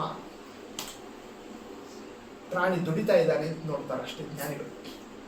ಅವ್ರು ಮತ್ತೆ ಆ ರೀತಿ ಏನೋ ಒಂದು ಶ್ರಮ ಪಡ್ತಾರೆ, ಇವರೊಂದು ಏನೋ ಒಂದು ಶ್ರಮ ಪಡ್ತಾ ಇದ್ದಾರೆ ಅಂತ ಅದು ಶ್ರಮ ಅಂತ ಆಗ್ತದೆಯೇ ಹೊರತು ಅದು ಸಾಧನ ಅಂತ ಆಗೋದಿಲ್ಲ. ಅಂದಮೇಲೆ ಭಕ್ತಿಗೆ ಮಹತ್ವ ಕೊಟ್ಟು ಎಲ್ಲವನ್ನು ಕೂಡ ವಿಚಾರವನ್ನು ಮಾಡ್ರಿ ಅನ್ನೋದನ್ನು ತಿಳಿಸ್ತಾ, ಆ ಭಕ್ತಿ ದೇವರಲ್ಲಿ ನಮಗೆ ಬರಬೇಕು ಅಂತಲೇ ಭಗವಂತ ನಾನಾ ರೂಪಗಳನ್ನೇ ಏನು ಮಾಡಿದ್ದಾನೆ, ಪ್ರಕಟ ಮಾಡಿದ್ದಾನೆ. ಅಂತಹ ಭಗವಂತನ ಅನೇಕ ರೂಪಗಳು ಅದರ ವಿಚಾರ. ಅಂತಹ ರೂಪಗಳಲ್ಲಿ ವಿಶೇಷತಃ ಸಮೀಪದಲ್ಲಿ ಬಂದಿರತಕ್ಕಂತಹ ಪರಮಾತ್ಮನ ರೂಪ ಯಾವುದದು? ಕೃಷ್ಣ ರೂಪ. ಅಂತಹ ಕೃಷ್ಣ ರೂಪದ ಮಹತ್ವವನ್ನು ಪ್ರತಿಪಾದನವನ್ನು ಮಾಡುತ್ತಾರೆ. ಅಂತಹ ಭಗವದ್ ರೂಪಗಳಲ್ಲಿ ಎಷ್ಟೋ ರೂಪಗಳು, ನೂರಾರು ಇದ್ದ ವಿಚಾರ. ಸ್ಥೂಲವಾಗಿ ನಾವು ತಿಳಿಯೋದಾದರೆ ಎರಡು ದೃಷ್ಟಿಯಿಂದ ದೇವರು ತನ್ನ ರೂಪಗಳನ್ನು ಪ್ರಕಟ ಮಾಡಿದ್ದಾನೆ. ಒಂದು ಜ್ಞಾನ ಕಾರ್ಯಕ್ಕೋಸ್ಕರ, ಇನ್ನೊಂದು ಬಲ ಕಾರ್ಯಕ್ಕೋಸ್ಕರವಾಗಿ ಅಂತ ಇಷ್ಟು ನಾವು ಅದನ್ನೇ ತಿಳ್ಕೋಬೇಕಾದಂತಹ ತತ್ವ. ಅಂದರೆ ಉಪದೇಶ, ಜ್ಞಾನ, ಗ್ರಂಥ ನಿರ್ಮಾಣ, ಶಿಷ್ಯರಿಗೆ ಅನುಗ್ರಹ ಮಾಡೋದು, ಈ ಎಲ್ಲ ದೃಷ್ಟಿಯಿಂದ ದತ್ತ ರೂಪ, ಕಪಿಲ ರೂಪ, ವ್ಯಾಸರೂಪ, ಸನತ್ ಕುಮಾರಾದಿ ರೂಪಗಳು, ಹೀಗೆ ಹಂಸರೂಪ, ಇವೆಲ್ಲ ಭಗವದ್ ರೂಪಗಳೆಲ್ಲ ಇದ್ದಾವಲ್ಲ, ಅವೆಲ್ಲ ಜ್ಞಾನಾವತಾರ. ಇನ್ನು ಜಗತ್ತಿಗೆ ಕಂಟಕರಾದಂತಹ ದೈತ್ಯರುಗಳು ಸಾಧನೆಗೆ ವಿಘ್ನ ಮಾಡತಕ್ಕ ಸಂದರ್ಭ ಬಂದಾಗ ಆ ದುಷ್ಟರನ್ನೆಲ್ಲರನ್ನು ಸೆದೆಬಡಿಯತಕ್ಕಂತಹ ದೃಷ್ಟಿಯಲ್ಲಿ ಆಗ ಪರಮಾತ್ಮ ತಂದಂತಹ ರೂಪಗಳಿದ್ದಾವಲ್ಲ, ಯಾವ್ಯಾವ ರೂಪ? ವರಾಹ ರೂಪ ಆಗಲಿ, ನರಸಿಂಹ ರೂಪ ಆಗಲಿ, ರಾಮ ಆಗಲಿ, ಕೃಷ್ಣ ಆಗಲಿ, ಎಲ್ಲ ರೂಪಗಳು ಅವೆಲ್ಲ ಬಲದ ರೂಪಗಳು. ಕೆಲವು ರೂಪದಲ್ಲಿ ಎರಡೂ ಮಾಡಿದ್ದಾನೆ ಪರಮಾತ್ಮ. ಅಲ್ಲಿ ಗೀತಾ ಉಪದೇಶನೂ ಮಾಡುತ್ತಾನೆ, ಈ ಕಡೆಯಿಂದ ಬಲದ ಕೆಲಸವನ್ನು ಮಾಡಿದ್ದಾನೆ. ಹೀಗೆ ಉಭಯಾತ್ಮಕವಾಗಿ ಸ್ವಾಮಿ ತನ್ನ ಕಥಾವನ್ನು ತೋರಿಸಿದ್ದಾನೆ. ಹೀಗೆ ಭಗವದ್ ರೂಪಗಳ ವಿಚಾರವನ್ನೆಲ್ಲ ಮೊದಲಿಗೆ ಸೂಕ್ಷ್ಮವಾಗಿ ಪ್ರಸ್ತಾಪವನ್ನು ಮಾಡುತ್ತಾ, ಈ ಎಲ್ಲ ರೂಪಗಳಿಗೆ ಮೊದಲೇ ಭಗವಂತನ ರೂಪ ಯಾವುದು ಅಂತಂತ ಪ್ರಶ್ನೆ ಬಂದಾಗ ಜಗೃಹೇ ಪೌರುಷಂ ರೂಪಂ, ಮೊದಲೇ ಭಗವದ್ ರೂಪ. ಸೃಷ್ಟಿಯಲ್ಲಿ ಸ್ವಾಮಿ ಜಗತ್ತಿಗೆ ಅರ್ಥ ಮಾಡಿಸಿದ್ದು ಯಾವುದು? ಪುರುಷ ರೂಪ.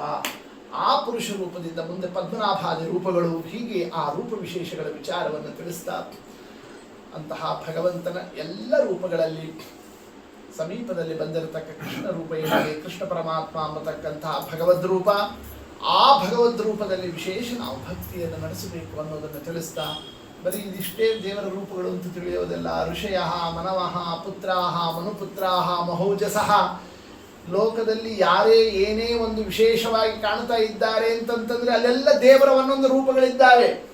ಅದು ಕೇವಲ ಆ ವ್ಯಕ್ತಿಯಿಂದ ಆಗತಕ್ಕಂತಹ ವೈಭವ ಅಲ್ಲ, ವಿಚಾರ ಅಲ್ಲ. ಪ್ರತಿಯೊಬ್ಬರಲ್ಲೂ ದೇವರು ತನ್ನ ರೂಪವನ್ನು ಇಟ್ಟಿದ್ದಾನೆ. ಆದರೆ ಅಲ್ಲಿರ್ತಕ್ಕಂತಹ ಒಂದು ಭಗವದ್ ರೂಪ ಅದು ಸಾಂದರ್ಭಿಕವಾಗಿ ತಾನೇ ಸ್ವತಃ ಬಂದಿರತಕ್ಕಂತಹದ್ದು ಕೃಷ್ಣಾದಿ ರೂಪಗಳು ಎಂಬತಕ್ಕಂಥದ್ದನ್ನು ತಿಳಿಬೇಕು.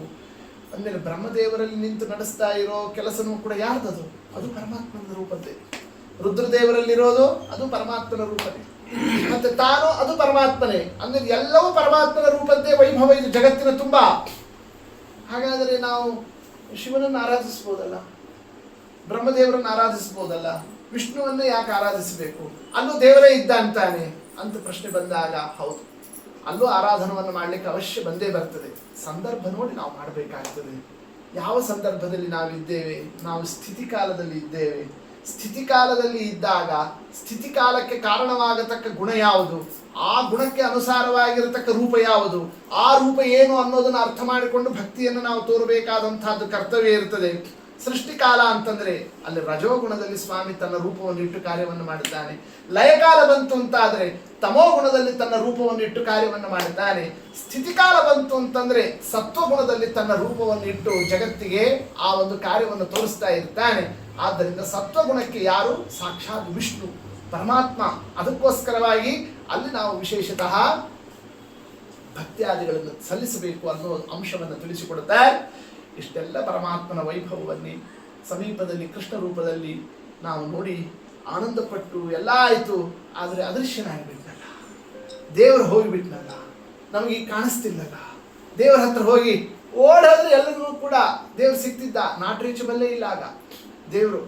ಎಲ್ಲರಿಗೂ ಕೂಡ ಯಾರು ಬೇಕಾದ್ರೆ ಹೋಗ್ಬಿಟ್ಟು ದೇವ್ರ ಮನೆಗೆ ಹೋಗಿ ದ್ವಾರಕಾಪಟ್ಟಣಕ್ಕೆ ಹೋಗಿ ಬಾಗಿಲು ಬಡಿದ್ರೆ ಏನಾಯ್ತಪ್ಪ, ಏನಾಗಿದೆ ನಿನ್ ಕಷ್ಟ, ಏನಾಗಿದೆ, ಹಂಗ ಆಯ್ತು ನಿಂಗೆಲ್ಲ ಪರಿಹಾರ ಮಾಡ್ತೇನೆ ನೋಡಿ. ಹಿಂಗೆ ದೇವರು ಎಲ್ಲರಿಗೂ ಅನುಗ್ರಹ ಮಾಡುವಂತ ಕಾಲ ಇದ್ದಾಗ ಅಂತದ್ದು ದೇವರಿಗೆ ಅದೃಶ್ಯನಾಗಿ ಬಿಟ್ಟಲ್ಲ, ನಮ್ಮ ಗತಿ ಏನು ನೋಡಿ. ಇದೊಂದು ದೊಡ್ಡ ಪ್ರಶ್ನೆ ಇತ್ತು. ಆ ಪ್ರಶ್ನೆಗೆ ಸುತಾಚಾರ್ಯರು ಉತ್ತರವನ್ನು ಕೊಡ್ತಾ ಇದ್ದಾರೆ. ಎಂಥ ಅದ್ಭುತ ಉತ್ತರ ಅದು ಅಂತಂತಂದರೆ, ಪ್ರಾಣಾರ್ಕಃ ಅಧುನೋದಿತಃ ಕೃಷ್ಣೇ ಸ್ವಧಾಮೋಪಗತೆ ಧರ್ಮಜ್ಞಾನಾದಿಭಿಃ ಸಹ ಸ್ವಾಂ ಕಾಷ್ಠಾಂ ಅಧುನೋಪೇತೆ. ಕೃಷ್ಣ ಪರಮಾತ್ಮ ಸ್ವಾಂ ಕಾಷ್ಠಾಂ ತನ್ನ ಪರಂಧಾಮಕ್ಕೆ ತನ್ನ ಮೂಲ ರೂಪದಲ್ಲಿ ಅಲ್ಲಿ ತಾನು ಪರಮಾತ್ಮ ಪ್ರವೇಶವನ್ನು ಮಾಡುತ್ತಾ ಈ ರೂಪವನ್ನೇ ಅದೃಶ್ಯ ಮಾಡಿದ್ದಾನೆ ಅಂತ ನೋಡ್ತಾ ಇದ್ದೀರಲ್ಲ. ಮುಂದೆ ನಮ್ಮ ಧರ್ಮರ ರಕ್ಷಣೆಯಲ್ಲಿ ಎಲ್ಲಿ ನಾವು ಹೋಗಿ ನಮ್ಮನ್ನು ನಾವು ಕೇಳ್ಕೋಬೇಕು ಅಂತಂದರೆ ಅದಕ್ಕಿರೋ ಸ್ಥಳ ಯಾವುದು ಅಂತಂತಂದರೆ ಪುರಾಣಾರ್ಕ ಅಧುನೋದಿತ. ಆ ಕೃಷ್ಣ ಯಾದವ ಕೃಷ್ಣ, ದೇವಕೀ ನಂದನ, ವಾಸುದೇವ ಕೃಷ್ಣ ಅದೃಶ್ಯನಾದ. ಆದರೆ ಮತ್ತೊಬ್ಬ ಕೃಷ್ಣ, ಅವನಿಗೂ ಕೃಷ್ಣ ಅಂತಲೇ ಕರೀತಾರೆ. ಯಾರು? ವಾಸಿಷ್ಠ ಕೃಷ್ಣ ಮಮ ದೇಹಿ ಕರಾವಲಂಬಂ. ವಾಸಿಷ್ಠ ಕೃಷ್ಣ ಇದ್ದಾನಲ್ಲ, ವಸಿಷ್ಠರ ಗೋತ್ರದಲ್ಲಿ ಅಲ್ಲಿ ಬಂದಿರತಕ್ಕ ಕೃಷ್ಣ ಅಂದರೆ ಯಾರು? ವೇದವ್ಯಾಸ ದೇವರು. ಆ ವೇದವ್ಯಾಸ ದೇವರು ಈ ಭಾಗವತ ಪುರಾಣವನ್ನು ಜಗತ್ತಿಗೆ ಕೊಟ್ಟಿದ್ದೇ ಅದಕ್ಕೋಸ್ಕರ. ಯಾಕೆ? ಕೃಷ್ಣ ಅದೃಶ್ಯನಾದ. ಎಲ್ಲಿ ನಮಗೆ ರಕ್ಷಣೆ ಅಂತಂದರೆ ಈ ಭಾಗವತದಲ್ಲಿ ನಿಮ್ಮ ಧರ್ಮ ರಕ್ಷಣೆ ಇದೆ. ಯಾರು ಹೆದರಬೇಡ್ರಿ, ನಿತ್ಯ ಭಾಗವತವನ್ನೇ, ಸುಮ್ಮನೆ ಭಾಗವತ ಅಂತ ಶಬ್ದ ಆಡ್ರಿ ಸಾಕು, ಅಷ್ಟೇ ನಮ್ಮ ಧರ್ಮ ರಕ್ಷಣೆ ಮಾಡಿಸ್ತಾನೆ ಸ್ವಾಮಿ. ಭಾಗವತದ ಒಂದೆರಡು ವಿಚಾರವನ್ನು ಮನಸ್ಸಲ್ಲಿ ತಗೊಳ್ರಿ, ನಿಮ್ಮ ಧರ್ಮ ರಕ್ಷಣೆ ಆಗ್ತದೆ, ಭಗವದ್ ಅನುಗ್ರಹ ಸಿಗ್ತದೆ.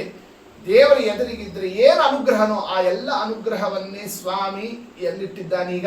ಶ್ರೀಮದ್ ಭಾಗವತದಲ್ಲಿ ಇಟ್ಟಿದ್ದಾನೆ ಅಂತ ಆ ಭಾಗವತದ ಮಹತ್ವವನ್ನು ತಿಳಿಸ್ತಾ ಇರೋಣ. ಶೌನಕಾದಿ ಮಹರ್ಷಿಗಳು ಆ ಸಂದರ್ಭದಲ್ಲಿ ಎಲ್ಲ ಭಾಗವತದ ಮಹಿಮಾ ಅಂತ ನೀವು ಅಲ್ಲಿಗೆ ತಂದು ನಿಲ್ಲಿಸಿದ್ರಲ್ಲ, ಈ ಭಾಗವತವನ್ನು ಹೆಂಗೆ ರಚನೆ ಮಾಡಿದರು? ಯಾಕೆ ರಚನೆ ಮಾಡಿದರು? ಯಾರು ರಚನೆ ಮಾಡಿದವರು? ವೇದವ್ಯಾಸದೇವರು. ಅವ್ರಿಗೇನು ಸುಮ್ಮನೆ ಬರಿಬೇಕು ಅಂತ ಏನಾದರೂ ಕೂಡ ಹವ್ಯಾಸನ?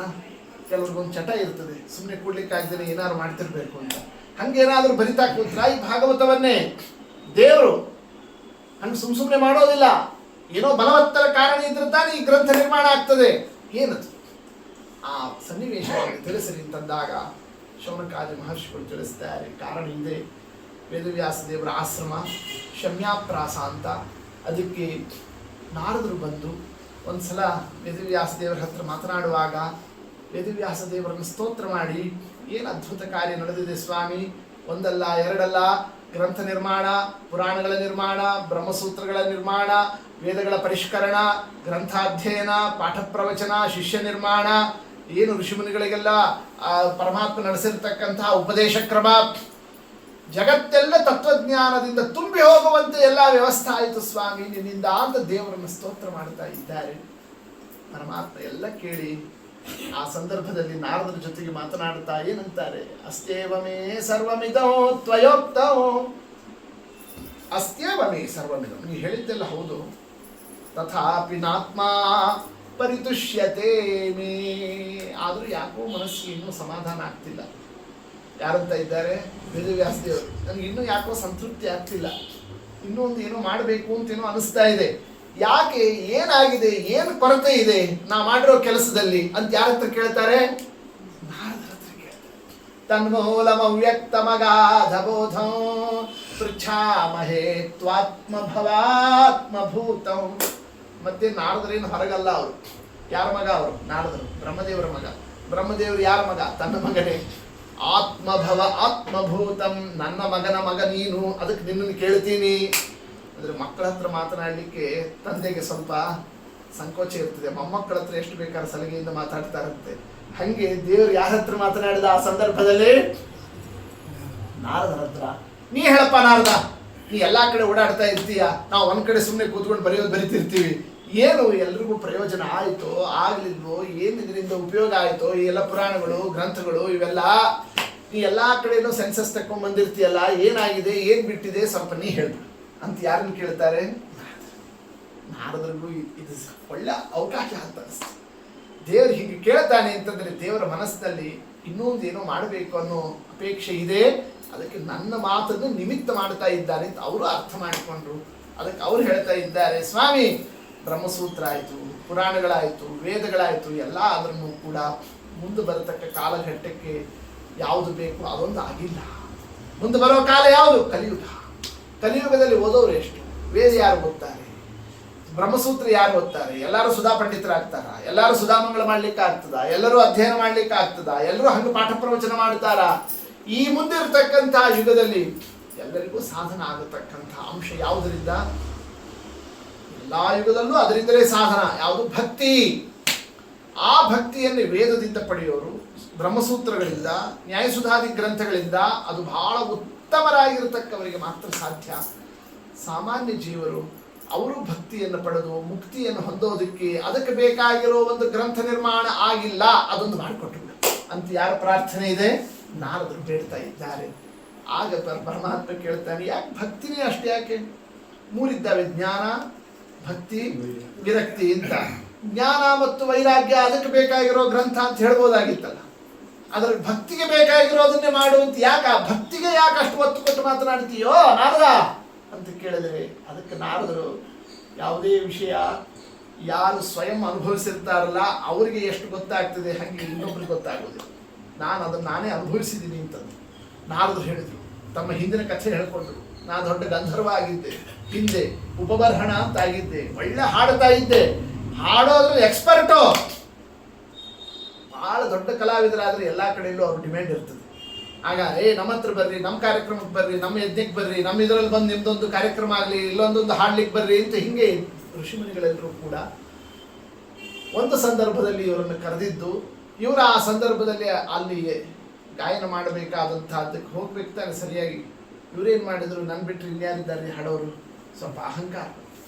ಆ ಅಹಂಕಾರದಿಂದ ನೋಡಿ ಎಲ್ಲರೂ ಕಾಯ್ತಿರಲಿ ನಾವು ಹೋಗೋ ತನಕ ಅನ್ನೋ ರೀತಿಯಿಂದ ಎಲ್ಲ ತಮ್ಮ ಸುತ್ತಮುತ್ತಲು ಇರತಕ್ಕ ಸ್ತ್ರೀಯರು ಅವರು ಇವ್ರ ಮುಂದೆ ಪರಿವಾರದಲ್ಲಿ ತನ್ನ ಮಹಿಮಾವನ್ನು ಹೇಳಿಕೊಂಡು ನನ್ನ ನೋಡಿ ಎಲ್ಲರೂ ಕಾಯ್ತಾ ಹೆಂಗಿರ್ತಾರೆ ಅಂತ ಅನ್ನೋದನ್ನು ತೋರಿಸ್ತಾ, ಹಿಂಗೆ ಯಾವಾಗ ಸ್ವಲ್ಪ ಅಹಂಕಾರವನ್ನು ತೋರಿಸ್ತಾರೆ ಆಗ ಋಷಿಮುನಿಗಳು ಸಿಟ್ಟಾದರು, ಇವರಿಗೆ ಶಾಪವನ್ನು ಕೊಟ್ಟರು. ಎಲ್ಲ ದೇವರು ಕೊಟ್ಟಿರತಕ್ಕ ಕಲೆಗಳನ್ನೇ ವಿದ್ಯೆಯನ್ನೇ ದೇವರಿಗೆ ಸೇವಾಕ್ಕೋಸ್ಕರ ಸಮರ್ಪಣವನ್ನು ಮಾಡಲಿಕ್ಕೆ ಬಾ ಅಂತ ಕರೆದ್ರೆ ಅಹಂಕಾರಗ್ರಸ್ತನಾಗಿ ಹಿಂಗ ವರ್ತನವನ್ನು ತೋರಿಸ್ತೀಯಾ, ಪದ ಬೀಳ್ಕಳೆಗೆ ಅಂತಂತ ಆ ಸಂದರ್ಭದಲ್ಲಿ ಶಾಪಗ್ರಸ್ತರಾಗಿ ಏನಾಗುತ್ತಾರೆ ನಾರದರು, ಕೆಳಗೆ ದಾಸಿಪುತ್ರನಾಗಿ ಶೂದ್ರ ಜನ್ಮದಲ್ಲಿ ಒಬ್ಬ ಮನೆ ಕೆಲಸ ಮಾಡತಕ್ಕಂತಹ ಪಾತ್ರೆ ಗೀತ್ರೆ ತೊಳೆಯೋರು, ಒರೆಸೋರು, ಎಲ್ಲರ ಬಟ್ಟೆ ಒಗೆಯೋರು ಇರ್ತಾರಲ್ಲ, ಅಂತಹ ದಾಸಿಯ ಮಗನಾಗಿ ಹುಟ್ಟತಕ್ಕಂತಹ ಸನ್ನಿವೇಶ ಬರ್ತದೆ ಅವರಿಗೆ.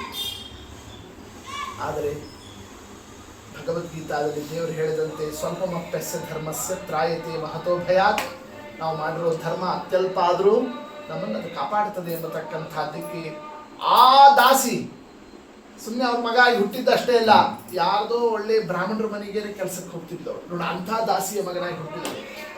ಅಲ್ಲಿ ಹೋದಾಗ ಮಗನನ್ನು ಕರ್ಕೊಂಡು ಹೋಗ್ತಿದ್ರು. ಅಲ್ಲಿ ಬ್ರಾಹ್ಮಣರ ಮನೆಯಲ್ಲಿ ಪಾಠ ಪ್ರವಚನ ಎಲ್ಲ ನಡೀತಿತ್ತು. ಆ ಸಂದರ್ಭದಲ್ಲಿ ಚಾತುರ್ಮಾಸ್ಯ ಬಂತು. ಅನೇಕ ಯತಿಗಳೆಲ್ಲ ಅವ್ರ ಮನೆಯಲ್ಲಿ ಚಾತುರ್ಮಾಸ್ಯಕ್ಕೆ ಅಂತ ಅಲ್ಲೇ ವಾಸ್ತವ್ಯಕ್ಕೆ ಕೂತಿದ್ರು.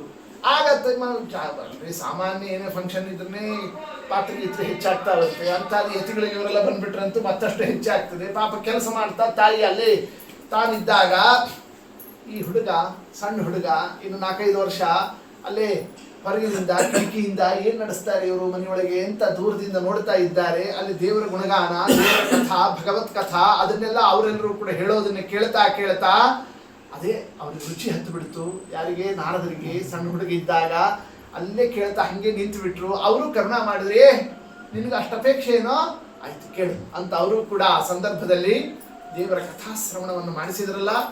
ಎಷ್ಟು? 2 ತಿಂಗಳು ಚಾತುರ್ಮಾಸ್ಯ ಆ ಒಂದು ಕಥಾಶ್ರವಣ ಆಯಿತು.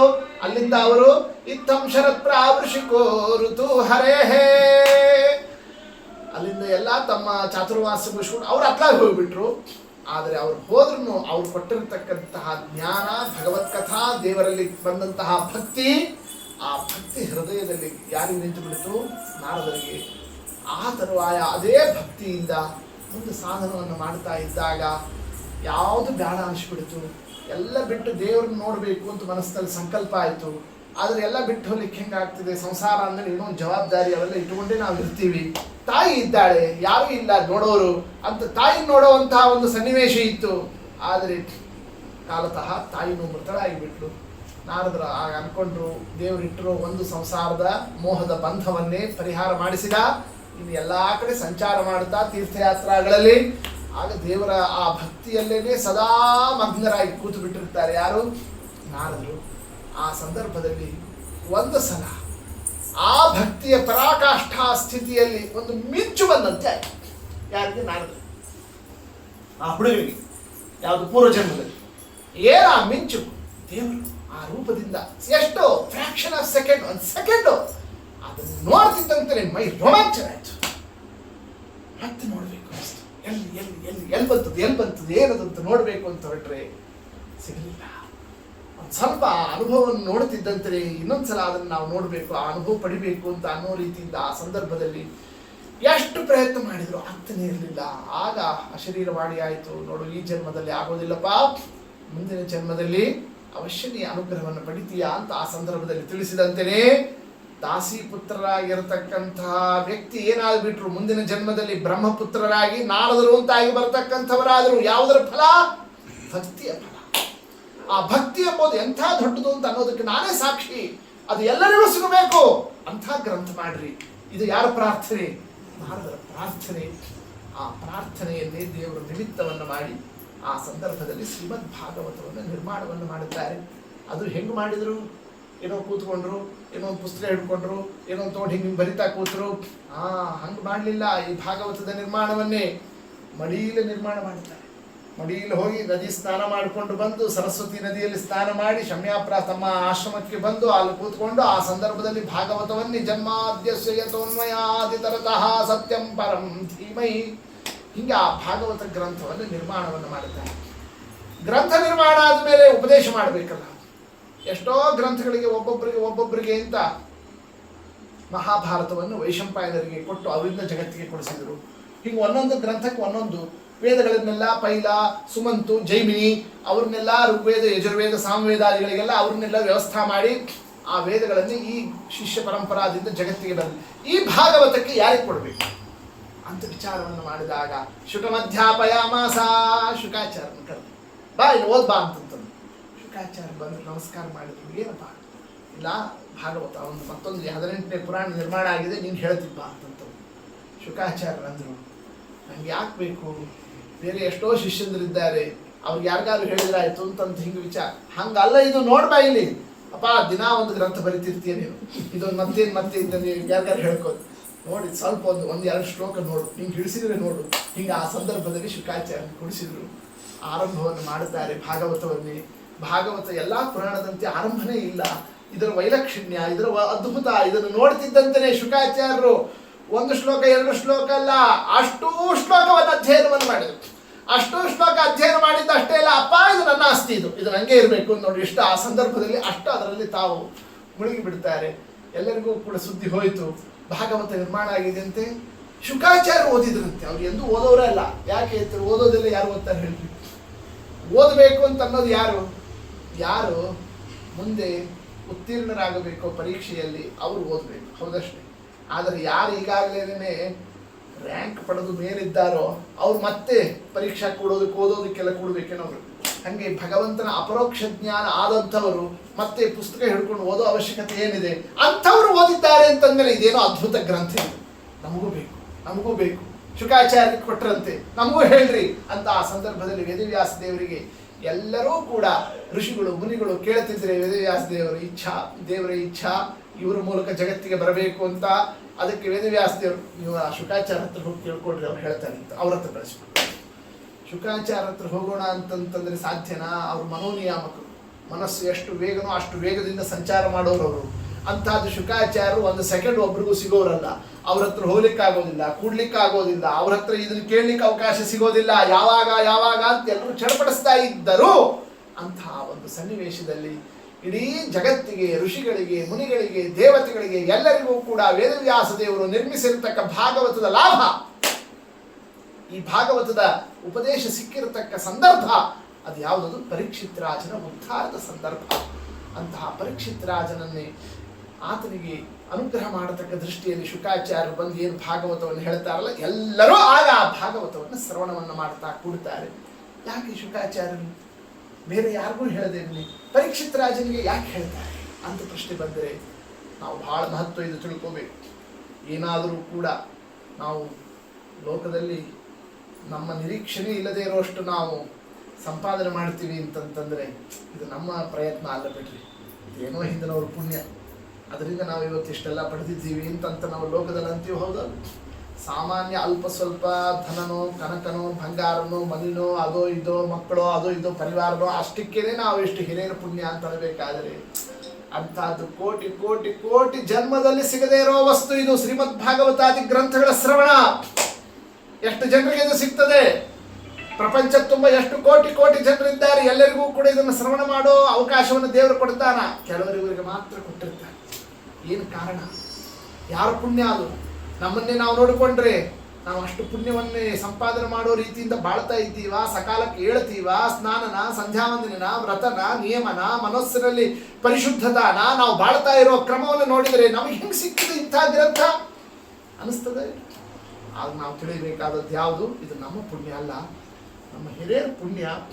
ಅವರು ದೇವರಲ್ಲಿ ಕೇಳ್ಕೊಂಡಿರ್ತಾರೆ. ನಮ್ಮ ಅಜ್ಜನೋ ಮುತ್ತಜ್ಜನೋ ಅವರು ಹಿಂದಿನವರು ನಮ್ಮ ವಂಶದಲ್ಲಿ ಬರೋರಿಗೆ, ಸ್ವಾಮಿ ನಿನ್ನಲ್ಲಿ ಭಕ್ತಿ ಬರುವಂತೆ ಈ ಭಾಗವತಾದಿಗಳ ಶ್ರವಣ ಮಾಡಿಸು, ಅವ್ರಿಗೆ ಅನುಗ್ರಹವನ್ನು ಮಾಡು ಅಂತ ಹಿಂದಿನವರು ಪ್ರಾರ್ಥನಾ ಮಾಡಿರೋ ಪುಣ್ಯದಿಂದ ಇವತ್ತು ನಾವು ಅದನ್ನು ಪಡೆಯೋದು ಅಂತ ಹೇಗೋ ಅದೇ ಅಂಶವನ್ನು ಇಲ್ಲಿ ತಿಳಿಸ್ತಾ ಇದ್ದಾರೆ. ಪರೀಕ್ಷಿತ್ ರಾಜನಿಗೆ ಈ ಭಾಗವತದ ಶ್ರವಣದ ಸೌಭಾಗ್ಯ ಸಿಕ್ಕಿದ್ದು ಯಾರ ಪುಣ್ಯದಿಂದ? ಹಿರಿಯರ ಪುಣ್ಯದಿಂದ. ಅಂತಹ ಪರೀಕ್ಷಿತ್ ರಾಜನ ಹಿರಿಯರು ಯಾರು? ಪಾಂಡವರು. ಅವರ ಕಥಾ ಅಂತಹ ಪರೀಕ್ಷಿತ್ ರಾಜನನ್ನು ಹಡೆದಿರ್ತಕ್ಕಂತಹ ಮಹತಾಯಿ ಉತ್ತರಾದೇವಿ, ಆ ಉತ್ತರಾದೇವಿ ಗರ್ಭದಲ್ಲಿ ಈತ ಇರತಕ್ಕಂತಹ ಸನ್ನಿವೇಶದಲ್ಲಿ ಅಶ್ವತ್ಥಾಮಾಚಾರ್ಯರು ಬ್ರಹ್ಮಾಸ್ತ್ರವನ್ನು ಬಿಟ್ಟರೆ ಆ ಬ್ರಹ್ಮಾಸ್ತ್ರದಿಂದ ಗರ್ಭದಲ್ಲಿದ್ದಾಗಲೇ ಸುಟ್ಟು ಹೋಗಬೇಕಾಗಿತ್ತು. ಯಾರು? ಪರೀಕ್ಷಿತ್ ರಾಜ.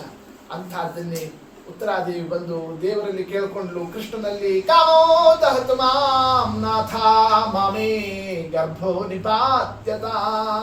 ಸ್ವಾಮಿ ಭಯ, ಬೆಂಕಿ, ಏನ್ ಮಾಡ್ಲಿ ಅಂತ ಯಾರಂತ ಇದ್ದಲ್ಲ? ಉತ್ತರಾದೇವಿ. ಯಾಕೆ? ಏನಾಯ್ತು ಉತ್ತರ? ನೋಡಿ, ಅಶ್ವತ್ಥಾಮಾಚಾರ್ಯ ಬ್ರಹ್ಮಾಸ್ತ್ರ ಬಿಟ್ಟಿದ್ರು, ಪಾಂಡವರ ವಂಶ ನಿರ್ವಂಶ ಆಗಲಿ ಎಂಬತಕ್ಕಂತಹ ಕ್ರಮದಿಂದ ದುರ್ಯೋಧನನ ಆ ಒಂದು ಅಪೇಕ್ಷಾ ಕಲಿಪ್ರವೇಶ, ಅದರಿಂದ ಆಗಿರತಕ್ಕಂತಹ ಸನ್ನಿವೇಶ. ಆಗ ಪರಮಾತ್ಮ ಹೆದರಬೇಡ, ದ್ರೌಣೀರಸ್ತ್ರ ಅಬುದ್ಧತ, ಓ ಅಶ್ವತ್ಥಾಮಾಚಾರ್ಯ ಬ್ರಹ್ಮಾಸ್ತ್ರ ಇದು, ನಾ ರಕ್ಷಣೆ ಮಾಡ್ತೀನಿ ಅಂತ ಆ ಸಂದರ್ಭದಲ್ಲಿ ಸ್ವಾಮಿ ಒಳಗೆ ಪ್ರವೇಶ ಮಾಡ್ತಾನೆ. ಅವಳ ಉದರದಲ್ಲಿ, ಹೊಟ್ಟೆಯಲ್ಲಿ, ಗರ್ಭದಲ್ಲಿ, ಆ ಕೂಸಿಗೆ ಗರ್ಭದಲ್ಲಿದ್ದಾಗಲೇ ದರ್ಶನ ಕೊಡ್ತಾನೆ ಪರಮಾತ್ಮ. ಅದಕ್ಕೆ ಅವನಿಗೆ ಏನಂತ ಹೆಸರು ಬಂತು? ಪರೀಕ್ಷಿತ್. ಈ ಅಂದ್ರೆ ನೋಡೋನು, ಪರಿ ಅಂದ್ರೆ ಸುತ್ತಲೂ ನೋಡ್ತಾ ಇದ್ದಾನೆ, ಸುತ್ತಲೂ ದೇವರು ತಿರುಗ್ತಾ ಇದ್ದ, ಆ ಅಸ್ತ್ರದಿಂದ ಏನೂ ಆಗದೇ ಇದ್ದಂತೆ. ಹಿಂಗೆ ಪರಮಾತ್ಮನ ಅನುಗ್ರಹವನ್ನೇ ಗರ್ಭದಲ್ಲಿದ್ದಾಗಲಿಂದಲೂ ಹೊಂದಿರತಕ್ಕಂಥವ. ಅಂದರೆ ಅವನಲ್ಲಿ ಎಷ್ಟು ಪುಣ್ಯ ಇದೆ ನೋಡಿ, ಇದನ್ನು ಅರ್ಥ ಮಾಡಿಕೊಳ್ಳ್ರಿ. ಹಿಂಗೆ ತಾಯಿಯ ಪುಣ್ಯ ಅಷ್ಟೇ ಅಲ್ಲದೇನೆ ಇನ್ನು ಪಾಂಡವರು, ದ್ರೌಪದಿ ದೇವಿ, ಅವರ ಪುಣ್ಯ, ಅವರ ಧರ್ಮ, ಅವರದ್ದು ಎಂಥ ನಿಷ್ಠ. ಇದೇ ಅಶ್ವತ್ಥಾಮಾಚಾರ್ಯರು ದುರ್ಯೋಧನನ ಸಂತೋಷಪಡಿಸಬೇಕು ಅಂತ ಪಾಂಡವರನ್ನ ಒಂದು ಕೊಂದು ಬಿಡ್ರಪ್ಪ, ನಾ ಸಾಕು, ಇನ್ನು ನಾನು ಜೀವ ಬಿಡ್ತೀನಿ, ಅದೊಂದು ಸುದ್ದಿ ಕೇಳಿ. ಯಾರಂತ? ದುರ್ಯೋಧನ ಅಂತ ತೊಡಿ ಮುಗಿಸ್ಕೊಂಡು ಬಿದ್ದಿದ್ನಲ್ಲ ಭೀಮಸೇನ ದೇವರ ಹತ್ರ ಯುದ್ಧದಲ್ಲಿ. ಇನ್ನು ಸಾಯೋ ಕ್ಷಣಗಳನ್ನೇ ಆರಂಭ ಆಗಿತ್ತು. ಆಗ ಅಶ್ವತ್ಥಾಮಾಚಾರ್ಯ ಮಾತಾಡಿಸ್ಲಿಕ್ಕೆ ಹೋದ್ರು. ಏನಪ್ಪ ದುರ್ಯೋಧನ ಎಂಥ ಸ್ಥಿತಿ ಆಯ್ತಲ್ಲ, ನಂಗೆ ಏನಾದರೂ ಪರವಾಗಿಲ್ಲ, ಅಶ್ವತ್ಥಾಮಾಚಾರ್ಯ ಹೆಂಗಾರು ಮಾಡ್ರಿ ಆ ಪಾಂಡವ್ರನ್ನೊಂದು ಕೊಂದು ಬಿಡ್ರಿ. ಅದು ಹೆಂಗೆ ಕೊಲ್ಲಬೇಕು? ಹೆಂಗಾರು ಮಾಡಿ ಸಾಕು, ಹೆಂಗಾರು ಮಾಡ್ರಿ ಅಂತ ಅದೇ ತಲೆಯಲ್ಲಿ ಬಂದು ರಾತ್ರಿ ಕಾಲದಲ್ಲಿ ಶಿಬಿರಕ್ಕೆ ಬೆಂಕಿ ಇಟ್ಟು ಮಲಗಿರ್ತಕ್ಕಂಥ 5 ಜನರನ್ನು ಕೂಡ ಖಡ್ಗದಿಂದ ಕಡಿದು ಹಾಕಬೇಕು ಅಂತ ಪಾಂಡವರನ್ನು ಕಡಿತಾ ಇದ್ದೀನಿ ಅಂತ ಕಡಿದ್ರು. ಆದರೆ ದೇವರು ಎಲ್ಲರ ಮೇಲೆ ಇರ್ತಾನೋ. ನಮ್ಮ ಸ್ವಾಮಿ ದಿನ ಎಲ್ಲಿ ಮಲಗುತ್ತಿದ್ರಲ್ಲ ಇವರು, ಅವತ್ತಿನ ದಿವಸ ಅವ್ರನ್ನ ಅಲ್ಲಿಂದ ಕರ್ಕೊಂಡು ಹೋಗ್ಬಿಟ್ಟಿದ್ರು. ಅವತ್ತಲ್ಲಿ ಮಲಗದವ್ರು ಯಾರು? ಪಾಂಡವರ 5 ಜನ ಮಕ್ಕಳು ಮಲಗಿದ್ರು. ಅಶ್ವತ್ಥಾಮಾಚಾರ್ಯ ಯಾರನ್ನು ಕಡಿದಿದ್ದಾರೆ? ಪಾಂಡವರನ್ನೇ ತನ್ಕೊಂಡ್ಬಿಟ್ಟಿದ್ರು. ಅಲ್ಲ, ಅವರು ಯಾರನ್ನೇ? ಪಾಂಡವರ ಮಕ್ಕಳನ್ನೇ, 5 ಜನ ಮಕ್ಕಳನ್ನೇ. ದ್ರೌಪದಿಯ 5 ಮಕ್ಕಳು ಕೂಡ ರಾತ್ರಿಯಲ್ಲಿ ಮೃತರಾಗಿ ಹೋಗುತ್ತಾರೆ. ಬೆಳಗಿನ ಜಾವ ಸುದ್ದಿ ಗೊತ್ತಾಯಿತು. ಆಕ್ರಂದನ ಮಾಡ್ತಾಳೆ ದ್ರೌಪದಿ ದೇವಿ, ಅದಿ ಹೊಡ್ಕೊಳ್ತಾಳಂತ. ಆ ಸಂದರ್ಭದಲ್ಲಿ ಮಾತಾ ಶಿಶೂನಾ ನಿಧನೋ ಸುತಾನ ನಿಶಮ್ಯ ಘೋರೋ ಪರಿತಪ್ಯಮಾನ. ಎಂಥ ಘೋರ! ಒಬ್ಬ ಮಗ ಅಲ್ಲ, ಅಷ್ಟೂ ಮಕ್ಕಳು, 5 ಮಕ್ಕಳು ಒಂದೇ ಸೆಕೆಂಡ್ನಲ್ಲಿ. ಅದು ಕೂಡ ಏನಂತಾಳೋಳು? ಯುದ್ಧದಲ್ಲಿ ಹೋರಾಡಿ ಮಡದಿದ್ರು ಅಂತಂದ್ರೆ ವೀರ ಮಾತೆ ಅಂತ ನಾನು ಹೆಮ್ಮೆ ಪಡ್ತಿದ್ದೆ, ಆದರೆ ಮಲಗಿರೋ ಮಕ್ಕಳನ್ನು ಕೊಂದು ಬಿಟ್ರಲ್ಲ, ಎಂಥ ದುಃಖ ಇದು ಅಂತ. ಆ ಸಂದರ್ಭದಲ್ಲಿ ದುಃಖ ತೋಡ್ತಾ ಇದ್ರೆ ತಾಂಸಾಂತ್ವಯನ್ನ ಕಿರೀಟಿ ಮಾಲಿ.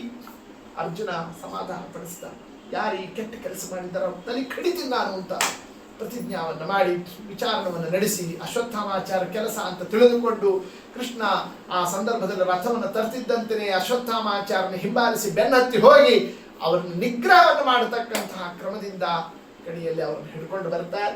ಆ ಹಿಡಿದು ಅವ್ರನ್ನ ದರ ಎಳ್ಕೊಂಡು ಅವ್ರ ಜುಟ್ಟು ಹಿಡ್ಕೊಂಡು ಎಲ್ಲ ಯಾವುದಾದರೂ ಕೂಡ ಪಶುಗಳನ್ನೇ, ದನವನ್ನೇ ಅಥವಾ ಪ್ರಾಣಿಯನ್ನೇ ಹೆಂಗೆ ಎಳ್ಕೊಂಡ್ಬರ್ತಾರೋ ಹಂಗೆ ಅವ್ರನ್ನ ಎಳ್ಕೊಂಡ್ಬಂದ್ರು. ಅವ್ರನ್ನ ಅಶ್ವತ್ಥಾಮಾಚಾರ್ಯರನ್ನೇ, ಯಾರು? ಅರ್ಜುನ.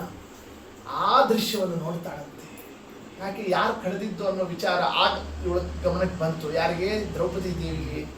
ಅಶ್ವತ್ಥಾಮಾಚಾರ್ಯರು, ಬ್ರಾಹ್ಮಣೋತ್ತಮರು, ಗುರುಪುತ್ರರು, ಛೇ ಛೇ ಛೇ ಛೇ, ಅವರಿಗೆ ಹಿಂಗೆ ನಮ್ಮ ಯಜಮಾನರು ಇಂಥ ಒಂದು ರೀತಿಯಲ್ಲಿ ವರ್ತನೆ ಮಾಡೋದು ಸರಿಯಲ್ಲ. ಆ ಸಂದರ್ಭದಲ್ಲಿ ಮುಚ್ಚತಾ ಅಮೇಶಃ, ಛೇ ಬಿಡ್ರಿ ಬಂದ ಅಶ್ವತ್ಥಾಮನನ್ನು ಬಿಟ್ಬಿಡ್ರಿ ಅಂತಂತ ಇದ್ದಾರೆ ದ್ರೌಪದಿ. ಅರ್ಜುನ, ಏನ್ ದ್ರೌಪದಿ, ನಿನ್ನ 5 ಜನ ಮಕ್ಕಳನ್ನ ಕಳೆದಿರ್ತಕ್ಕ ದುಷ್ಟ ಇದ್ದ, ಬಿಡುತ್ತಂತಿರಲ್ಲ ಅಂತಂತಂದ್ರೆ ಏನಂತಾಳೆ? ನಿತರಾಂ ಬ್ರಾಹ್ಮಣೋ ಗುರು. ಯಾರೇ ಬ್ರಾಹ್ಮಣ ಇರಲಿ, ನಮ್ಮ ಕ್ಷತ್ರಿಯರಿಗೆ ಅವರು ಗುರುಸ್ಥಾನದಲ್ಲಿರೋರು. ಅಂತಹದ್ದು ಬ್ರಾಹ್ಮಣ, ಬರೇ ಬ್ರಾಹ್ಮಣ ಅಂದ್ರೆ ಬರೀ ಜನ್ವಾರ ಹಾಕೊಂಡಿರೋ ಬ್ರಾಹ್ಮಣ ಅಲ್ಲ. ಸರಹಸ್ಯೋ ದ್ವಿಜನ್ಮನ, ಸಕಲ ವೇದಶಾಸ್ತ್ರವನ್ನು ಬಲ್ಲಂತಹ ಬ್ರಾಹ್ಮಣ. ಅಂಥವನನ್ನೇ ಹಿಂಗೆ ನೀವು ಎಳ್ಕೊಂಡ್ ಬರೋದು, ಅಪಮಾನ ಮಾಡೋದು, ಶಿಕ್ಷಾ ಮಾಡೋದು ಸರಿಯಲ್ಲ. ಮೊದಲು ಬಿಟ್ಬಿಡ್ರಿ ಆತನು. ಅದರ ಮೇಲೆ ಏನಂತಾಳೆ? ಸಾಮಾನ್ಯ ಅಲ್ಲ ಈತ. ಸಯೇಷ ಭಗವಾನ್ ದ್ರೋಣ ಪ್ರಜಾರೂಪೇಣ ತಿಷ್ಠತಿ. ಏನ್ ಶಾಸ್ತ್ರ ಹೇಳ್ತದೆ?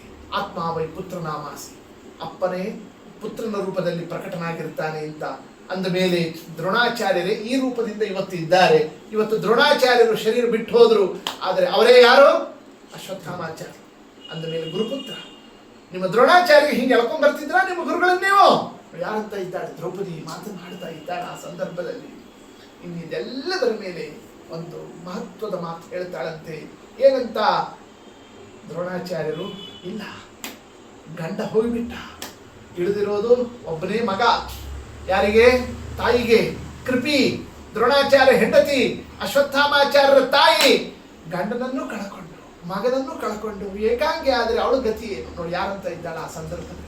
ದ್ರೌಪದಿಯ ಆ ಮಾತು ಕೇಳಿದರೆ ಎಲ್ಲರ ಹೃದಯ ಕರಗಿ ಹೋಗಿಬಿಡುತ್ತಂತೆ. ಎಲ್ಲರೂ ಬಿಡಬೇಕು ಬಿಟ್ಬಿಟ್ರಿ ಅಂತ ಎಲ್ಲರೂ ಮಾತಾಡಿ. ಧರ್ಮರಾಜ ಅಂತ ಮೊದಲು ಬಿಟ್ಬಿಟ್ರಿ ಅಂತ,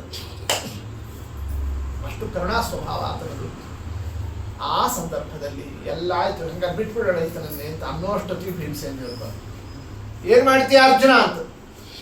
ಎಲ್ಲಾರು ಬಿಡ್ರಿ ಅಂತ ಬಿಡ್ಕೊಳ್ದು, ಮೊದಲ ಕಡ್ದಾಕ ಆತನನ್ನೇ. ಮಹಾ ತಪ್ಪು ಮಾಡಿದ್ದಾನ ಆತ. ಮಲಗಿರೋರ ಮೇಲೆ, ಶಸ್ತ್ರ ಇಲ್ಲದೆ ಇದ್ದವ್ರ ಮೇಲೆ ಅಂಥವ್ರನ್ನೇ ಹಿಂದಿನಿಂದ ಬಂದು ಅವ್ರನ್ನ ಕಡಿಯೋದು ಅಂತಂತಂದ್ರೆ ಮಹಾ ಅನ್ಯಾಯದ ಕೆಲಸ ಮಾಡಿದ್ದಾನೆ. ಶಿಕ್ಷೆ ಆಗ್ಬೇಕು ಆತನಿಗೆ. ಆತ ತಾಯಿ ವಧಾರ್ಹಣ ಅಂತಹ ಮರಣ ದಂಡನೆಗೆ ಅರ್ಹವಾಗಿರತಕ್ಕ ಪಾಪವನ್ನು ದೋಷವನ್ನು ಮಾಡಿದ್ದಾನ ಆತ, ಅಪರಾಧವನ್ನು ಮಾಡಿದ್ದಾನೆ. ಕಡದಾಕ್ಬೇಕಾತನನ್ನು ಯಾರಂದ್ರೆ ಆ ಸಂದರ್ಭದಲ್ಲಿ ಭೀಮಸೇನ ದೇವರು ಹೇಳ್ತಾ ಇದ್ದಾರೆ, ಭೀಮ ಹೇಳ್ತಾ ಇದ್ದಾರೆ ಕಡದಾಕು ಅಂತ. ದ್ರೌಪದಿ ಹೇಳ್ತಾ ಇದ್ದಾರೆ ಏನು ಮಾಡಬೇಡ್ರಿ, ಬ್ರಾಹ್ಮಣ ಗುರುಪುತ್ರ ಏಕಮಾತ್ರ ಪುತ್ರ, ತಾಯಿ ಗತಿ ಏನು ಅಂತ ಅವಳು ಮಾತನಾಡ್ತಾ ಇದ್ದಾಳೆ. ಯಾರ ಮಾತು ಕೇಳಬೇಕು? ಅರ್ಜುನ. ದೇವ್ರು ನೋಡಿದ ಕೃಷ್ಣ ಏನು ಮಾಡಲಿ ಈಗ ಅಂತ ನೋಡಿ ಆ ಸಂದರ್ಭದಲ್ಲಿ ಕೃಷ್ಣನ ಕೇಳ್ತಾನೆ ಅರ್ಜುನ. ಯಾಕೆ ಈ ಹೆಂಡತಿ ಮಾತು ಕೇಳಲ್ಲ, ಅಣ್ಣನ ಮಾತು ಕೇಳಲ್ಲ? ಎಷ್ಟೋ ಸಂದರ್ಭದಲ್ಲಿ ಮನೆಯೊಳಗೆ ಹೆಂಡತಿ ಮಾತಿಗೂ ಅಣ್ಣನ ಮಾತಿಗೂ ವಿರೋಧ ಬಂದಾಗ ಯಾರ ಮಾತು ಕೇಳಬೇಕು? ಹೆಂಡತಿ ನೋಡ್ಬೇಕು, ಅಣ್ಣನ ನೋಡ್ಬೇಕು ನೋಡಿ, ಹಿಂಗೆಲ್ಲ ಪ್ರಾಬ್ಲಮ್ ಇದು.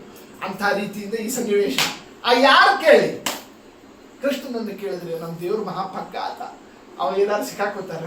ಯಾಕೆ ಒಬ್ಬ ಪಕ್ಷ ಹಿಡಿದ್ರೆ ಇನ್ನೊಬ್ಬರದಿಲ್ಲ ಅಂತ ಹೋಗ್ತದೆ. ಅದಕ್ಕೆ ದೇವರೇನಂದ ನೋಡು ಅರ್ಜುನ, ಭೀಮ ಹೇಳಿದ್ದು ಸರಿ ಇದೆ, ದ್ರೌಪದಿ ಹೇಳಿದ್ದು ಸರಿ ಇದೆ. ಕಾರಣ ಅವರಿಬ್ರು ಹೇಳಿದ್ದು ನನ್ನ ಮಾತನ್ನೇ ಹೇಳ್ತಾ ಇದ್ದಾರೆ. ನಾ ಏನು ಹೇಳ್ತೀನೋ ಅದನ್ನೇ ಅವರು ಹೇಳ್ತಾ ಇದ್ದಾರೆ. ಮತ್ತೇನು ಮಾಡಲಿ ಈಗ? ಇದೇ ನಿನ್ನ ಟೆಸ್ಟ್, ಈಗ ಪರೀಕ್ಷಾ. ಆಗ ಭಗವದ್ಗೀತಾ ಕೇಳಿದ್ಯಲ್ಲ, ಈಗ ಎಕ್ಸಾಮು. ಏನು ನೀನು ಪರೀಕ್ಷಾ ಬರೀತೆ ಬರೀ ನೋಡಿ. ದೇವ್ರು ಹಿಂಗನ್ಬಿಟ್ಟ ಆ ಸಂದರ್ಭದಲ್ಲಿ ಪರಿಪಾಹ್ಯನು ಶಾಸನೋ ಮಯೈವೋ ಭಯಮಾಮ್ರಾತೋ. ಎರಡೂ ನಂದೇ ಮಾತು. ಹೆಂಗ್ ಸಮನ್ವಯ ಮಾಡ್ತಿ ಮಾಡಿ. ಏನ್ ಮಾಡ್ಬೇಕು? ನಾವು ನೀವಾಗಿದ್ರೆ ಗೋವಿಂದ ಫೇಲ್ ಆಗ್ತಿದ್ವಿ. ಆದ್ರೆ ಅವ ಯಾರು? ಅರ್ಜುನ ಅಂದ್ರೆ ಸಾಕ್ಷಾತ್ ಇಂದ್ರಾಂಶ. ಎಲ್ಲೆಲ್ಲಿ ಹಿಂಗೆ ಸಮಸ್ಯೆ ಬರ್ತದೋ ಅಲ್ಲಿ ಹೆಂಗ ಸಮನ್ವಯವನ್ನು ಮಾಡಬೇಕು ಅಂತ ಬರೆಯೋದೇನೆ ಟೀಕಾರಾಯರು. ಅದೇ ಟೀಕಾ ಗ್ರಂಥ, ಅದೇ ನ್ಯಾಯಸುಧಾ ಗ್ರಂಥ. ಅಂತಹ ಗ್ರಂಥ ನಿರ್ಮಾಣ ಮಾಡತಕ್ಕಂಥವರೇ ಯಾರು? ಅರ್ಜುನ. ಅಂದ ಮೇಲೆ ಅವ್ರಿಗೆ ಹೆಂಗೆ ಸಮನ್ವಯ ಮಾಡಬೇಕು ಅಂತ ಗೊತ್ತಿರೋದಿಲ್ಲ ಅವರಿಗೆ. ಅರ್ಜುನನಿಗೆ ಆ ಸಂದರ್ಭದಲ್ಲಿ ಆಗ ವಿಚಾರವನ್ನು ಮಾಡುತ್ತಾ ಬಂಧನಂ ದ್ರವಿಣಾದಾನಂ ಸ್ಥಾನ ನಿರ್ಯಾಪಣಂ ತಥಾ ಏಷ ಹಿ ಬ್ರಹ್ಮಬಂಧೂನಾಂ ಮಧೋನಾನ್ಯೋಸ್ತಿ ದೈಹಿಕಃ. ಏನಾದರೂ ಬ್ರಾಹ್ಮಣ ವಧಾರ್ಹವಾದಂತಹ ಅಪರಾಧ ಮಾಡಿದರೆ ಅವರಿಗೆ ಅರೆಸ್ಟ್ ಮಾಡುವುದು, ಬಂಧನ ಮಾಡುವುದು, ಅವರಿಗೆ ವಪನ ಮಾಡುವುದು, ಅವರನ್ನೇ ಬಹಿಷ್ಕಾರ ಹಾಕೋದು, ಅವರನ್ನು ಊರಿನಿಂದ ಹೊರಗೆ ಕಳಿಸ್ತಕ್ಕಂಥದ್ದು, ಅವರ ಐಶ್ವರ್ಯವನ್ನು ಮುಟ್ಗೋಲು ಹಾಕೋದು, ಇದನ್ನು ನಡೆಸಬೇಕೇ ಹೊರತು ದೈಹಿಕವಾಗಿ ವಧವನ್ನು ಬ್ರಾಹ್ಮಣರಿಗೆ ಮಾಡಬಾರದು ಅನ್ನೋದು ಯಾರ ಮಾತಿನ ಅರ್ಥ? ದ್ರೌಪದಿಯ ಮಾತಿನ ಅರ್ಥ. ಅದನ್ನು ನಡೆಸಬೇಕು ಅಂತ ಭೀಮನ ಮಾತಿನ ಅರ್ಥ. ಇದರಂತೆಯೇ ಆ ಸಂದರ್ಭದಲ್ಲಿ ಅಶ್ವತ್ಥಾಮಾಚಾರ್ಯರ ತಲೆಯಲ್ಲಿ ಒಂದು ರತ್ನ ಇತ್ತು. ಹುಟ್ಟದಾರಭ್ಯ ಇರತಕ್ಕಂಥ ಆ ರತ್ನವನ್ನು ಏನು ಮಾಡ್ತಾರೆ, ಆ ಸಂದರ್ಭದಲ್ಲಿ ಅದನ್ನು ಕಿತ್ತುತ್ತಾನೆ, ಅವರನ್ನೇ ವ್ರಣ ಮಾಡ್ತಾರೆ, ಗಾಯ ಆಗ್ತದೆ, ಅವರನ್ನು ಊರ ಹೊರಗೆ ಬಹಿಷ್ಕಾರವನ್ನು ಹಾಕಿ ಹೊರಗೆ ಕಳಿಸಿಬಿಡ್ತಾರೆ. ಹಿಂಗೆ ಅಶ್ವತ್ಥಾಮಾಚಾರ್ಯರ ಪ್ರಸಂಗದಿಂದ ಏನು ಜಗತ್ತಿಗೆ ನಿರ್ಣಯವನ್ನು ಕೊಟ್ಟರು, ಪಾಂಡವರ ಧರ್ಮನಿಷ್ಠೆ. ಮಕ್ಕಳನ್ನು ಕಳ್ಕೊಂಡಿದ್ದಾರೆ ಅಂತ ಮಾತ್ರಕ್ಕೆ ಧರ್ಮವನ್ನು ಬಿಡಲಿಲ್ಲ ಅವರು. ಇಂಥ ಧರ್ಮಿಷ್ಠರ ಸಂತಾನದಲ್ಲಿ ಬಂದವ ಪರೀಕ್ಷಿತ್ ರಾಜ. ಇನ್ನು ಅದರ ಮೇಲೆ ದೇವರು ದ್ವಾರಕಾಕ್ಕೆ ಹೊರಟಿದ್ದ. ಆ ಸಂದರ್ಭದಲ್ಲಿ ಕೈ ಮುಗಿದು ಬೇಡ್ಕೊಳ್ತಾಳೆ ಕುಂತಿದೇವಿ. ಅವಳ ಪ್ರಾರ್ಥನಾವನ್ನು ಕೇಳುತ್ತಿದ್ದಂತೆ ದೇವರು ತನ್ನ ಪ್ರಯಾಣವನ್ನೇ ಏನು ಮಾಡಿಬಿಡ್ತಾನೆ, ಆ ಸಂದರ್ಭದಲ್ಲಿ ಮುಂದೂಡಿಬಿಟ್ಟ. ಯಾಕೆ ಕುಂತಿ ಏನು ಕೇಳ್ಕೊಂಡ ಆ ಸಂದರ್ಭದಲ್ಲಿ, ಸ್ವಾಮಿ ನನ್ನ ಅನುಗ್ರಹ ಮಾಡಿ, ಏನಾಗಬೇಕು ಕುಂತಿ, ಏನು ಬೇಕು?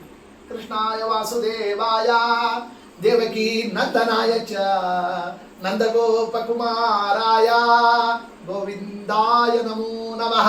ಕುಂತಿ ದೇವಿ ಸ್ತೋತ್ರ ಇದೆ, ಅಪಾರ ಭಕ್ತಿಯಿಂದ ಸ್ತೋತ್ರ ಮಾಡ್ತಾಳೆ. ದೇವರ ರಥ ಹತ್ತಿ ನಿಂತಿದ್ದಾನೆ, ದ್ವಾರಕಾಕ್ಕೆ ಹೊರಡಬೇಕು, ಯುದ್ಧ ಎಲ್ಲ ಮುಗೀತು, ರಾಜ್ಯ ಸಿಕ್ತು, ಪಾಂಡವರೆಲ್ಲ ಸುಕ್ಷೇಮ ಆಯಿತು. ಇನ್ನು ಎಷ್ಟು ದಿವಸ ಇರಬೇಕ್ರಿ ಇವ್ರ ಮನೆಯೊಳಗೆ? ಯಾವ ಕೆಲಸಕ್ಕೋಸ್ಕರ ಅವ್ರ ಮನೆಗೆ ಬಂದಿರ್ತೀವೋ ಎಲ್ಲ ಮುಗಿದ್ಮೇಲೆ ಅಲ್ಲಿಂದ ಹೊರಟು ಬಿಡ್ಬೇಕು, ಹೌದಲ್ಲ ಬಂಧು ಬಾಂಧವರು. ಹಂಗೆ ದೇವರು ಹೊರಟ. ಕುಂತಿ ದೇವಿ ಸ್ತೋತ್ರ ಮಾಡ್ತಾ ನಿಂತು, ಟೈಮ್ ಆಗ್ತದೆ, ಟ್ರೈನ್ ಹೋಗ್ತದೆ, ಬೇಗ ನಾ ಇನ್ನು ಗಾಡಿ ಹಿಡಿಬೇಕು, ಮುಂದೆ ಹೋಗ್ಬೇಕು ಊರಿಗೆ. ನೀವು ಭಾಳ ನಮ್ಮನ್ನು ಸ್ತೋತ್ರ ಮಾಡ್ತಿದ್ರಿ, ಏನಾದರೂ ಅವ್ರು ಬೇಕು ಅಂತ ತಾನೇ ಅದರ ಅರ್ಥ. ನಿಂಗೆ ಏನು ಬೇಕೋ ಅದನ್ನು ಕೊಟ್ಟು ಹೊರಡ್ತೀನಿ. ಮೊದಲು ಏನು ಬೇಕು ಹೇಳಿ ನಿನಗೆ ಕುಂತಿ, ಕೊಟ್ಟು ನಾ ಹೋಗ್ಬೇಕು. ಹಂಗ ನನಗೆ ಬೇಕಾಗಿದ್ದನ್ನು ಕೊಡ್ತೀಯಾ ಸ್ವಾಮಿ? ಹಂಗಾರೆ ನಾನು ಇದನ್ನು ಕೊಡ್ತು. ಯಾವುದು? ವಿಪದ ಸಂತುನ ಶಶ್ವತೆ ತತ್ರ ತತ್ರ ಜಗತ್ಪತೆ. ಸ್ವಾಮಿ ನನಗೆ ಆಪತ್ತು ಕೊಡು ಅಂತ ಕೇಳಿ, ವಿಪತ್ತು ಕೊಡು, ಸಂಪತ್ತಲ್ಲ ಆಪತ್ತು ಕೊಡು. ಯಾರಂತ ಇದ್ದಾಳೆ ಕುಂತಿದ್ದೇವೆ. ಎಲ್ಲ ಆಪತ್ತುಗಳು ಪರಿಹಾರ ಆಯಿತು ಅಂತ ನಾವು ದ್ವಾರಕಾಕ್ಕೆ ಹೊರಟೆ. ನೀ ನೋಡಿದ್ರೆ ಆಪತ್ತು ಕೊಡು ಅಂತ ಕೇಳ್ತೀಯಲ್ಲ ಕುಂತಿ, ಏನು ಹೀಗೆ ಅಂತದೆ? ಭವತೋ ದರ್ಶನಂ ಯತ್ ಸ್ಯಾತ್. ಏನಂತಾಳೆ? ಆಪತ್ತಿತ್ತು, ಕಷ್ಟ ಇತ್ತು, ನಮಗೆ ವಿಪತ್ತಿತ್ತು, ಯುದ್ಧ ಇತ್ತು, ನಾನಾ ಸನ್ನಿವೇಶ ಇತ್ತು, ನೀ ನಮ್ಮ ಹತ್ರ ಇದ್ದಿ. ಈಗೆಲ್ಲ ಸಂಪತ್ತು ಬಂತು, ಆಪತ್ತುಗಳು ಹೋಗಿಬಿಡ್ತು, ನೀ ದ್ವಾರಕಾಕ್ಕೆ ಹೊರಟು ಬಿಟ್ಟೆ ಅಂದಮೇಲೆ ನಿನ್ನ ಸನ್ನಿಧಾನ ಇರುವಂತಹದ್ದಾದರೆ ಆಪತ್ತೇ ಬೇಕು, ನಿನ್ನ ಸನ್ನಿಧಾನ ತಪ್ಪಿಸೋದಾದರೆ ಈ ಸಂಪತ್ತು ಬೇಕಾಗಿಲ್ಲ. ನೋಡಿ ಯಾರಂತ ಇದ್ದಾಳೆ? ಕುಂತಿ ದೇವಿಯ ಭಕ್ತಿ. ಇಷ್ಟು ಹೇಳಿದ ಮೇಲೂ ಆಯ್ತು, ಹಂಗಾರೆ ಒಂದಿಷ್ಟು ಆಪತ್ತು ಕೊಡ್ತೀನಿ, ತಗೋ ನಾ ಹೊರಡ್ತೀನಿ ತರ್ಲಿಕ್ಕೆ ಆಗ್ತದ? ದೇವರು ರಾತ್ರಿಯಿಂದ ಇಳದೇ ಬಿಡ್ತಾರೆ, ಮತ್ತೆ ಅಲ್ಲೇ ನಿಲ್ತಾರೆ. ಆ ರೀತಿಯಾಗಿ ಕುಂತಿ ದೇವಿಯ ಪ್ರಾರ್ಥನೆಯಿಂದ ಏನವರ ಭಕ್ತಿ. ಹಿಂಗೆ ಕುಂತಿ ದೇವಿ, ಪಾಂಡವರು, ಉತ್ತರಾದೇವಿ ಅಷ್ಟೇ ಅಲ್ಲ, ದೇವರು ಅಲ್ಲೇ ನಿಂತು ಅವರಿಗೆ ಅನುಗ್ರಹವನ್ನು ಮಾಡೋದಕ್ಕೆ ಇನ್ನೂ ಒಂದು ಕಾರಣ. ಯಾರ ಕಾರಣ ಅಂತಂತಂದರೆ, ಧರ್ಮರಾಜನ ಮನಸ್ಸಿನಲ್ಲಿ ಒಂದು ಆಪತ್ತು ಬಂದಿತ್ತು. ಮೊದಲು ಬರಲಿಲ್ಲ, ಅದು ಅರ್ಜುನನಿಗೆ ಬಂತು. ನಾವು ಮಾಡೋದು ಅಧರ್ಮ, ಇವ್ರನ್ನೆಲ್ಲ ಯುದ್ಧ ಆಡಬಾರ್ದು, ನಮ್ಮ ಬಂಧು ಬಾಂಧವರು, ಗುರು ಹಿರಿಯರು ಅಂತ ಯಾರ ಮನಸ್ಸಿನಲ್ಲಿ ಅರ್ಜುನನಿಗೆ ಬಂದಿತ್ತು, ಧರ್ಮರಾಜನಿಗೆ ಬಂದಿರಲಿಲ್ಲ. ಯುದ್ಧ ಎಲ್ಲ ಮುಗಿದ ಮೇಲೆ ಇವನ್ ತಲೆಗೆ ಬಂದ್ಬಿಡ್ತು, ನಾವು ಮಾಡಿದ ತಪ್ಪು ಮಾಡಿದ್ವಿ, ನಾವು ಅಧರ್ಮ ಮಾಡಿದ್ವಿ.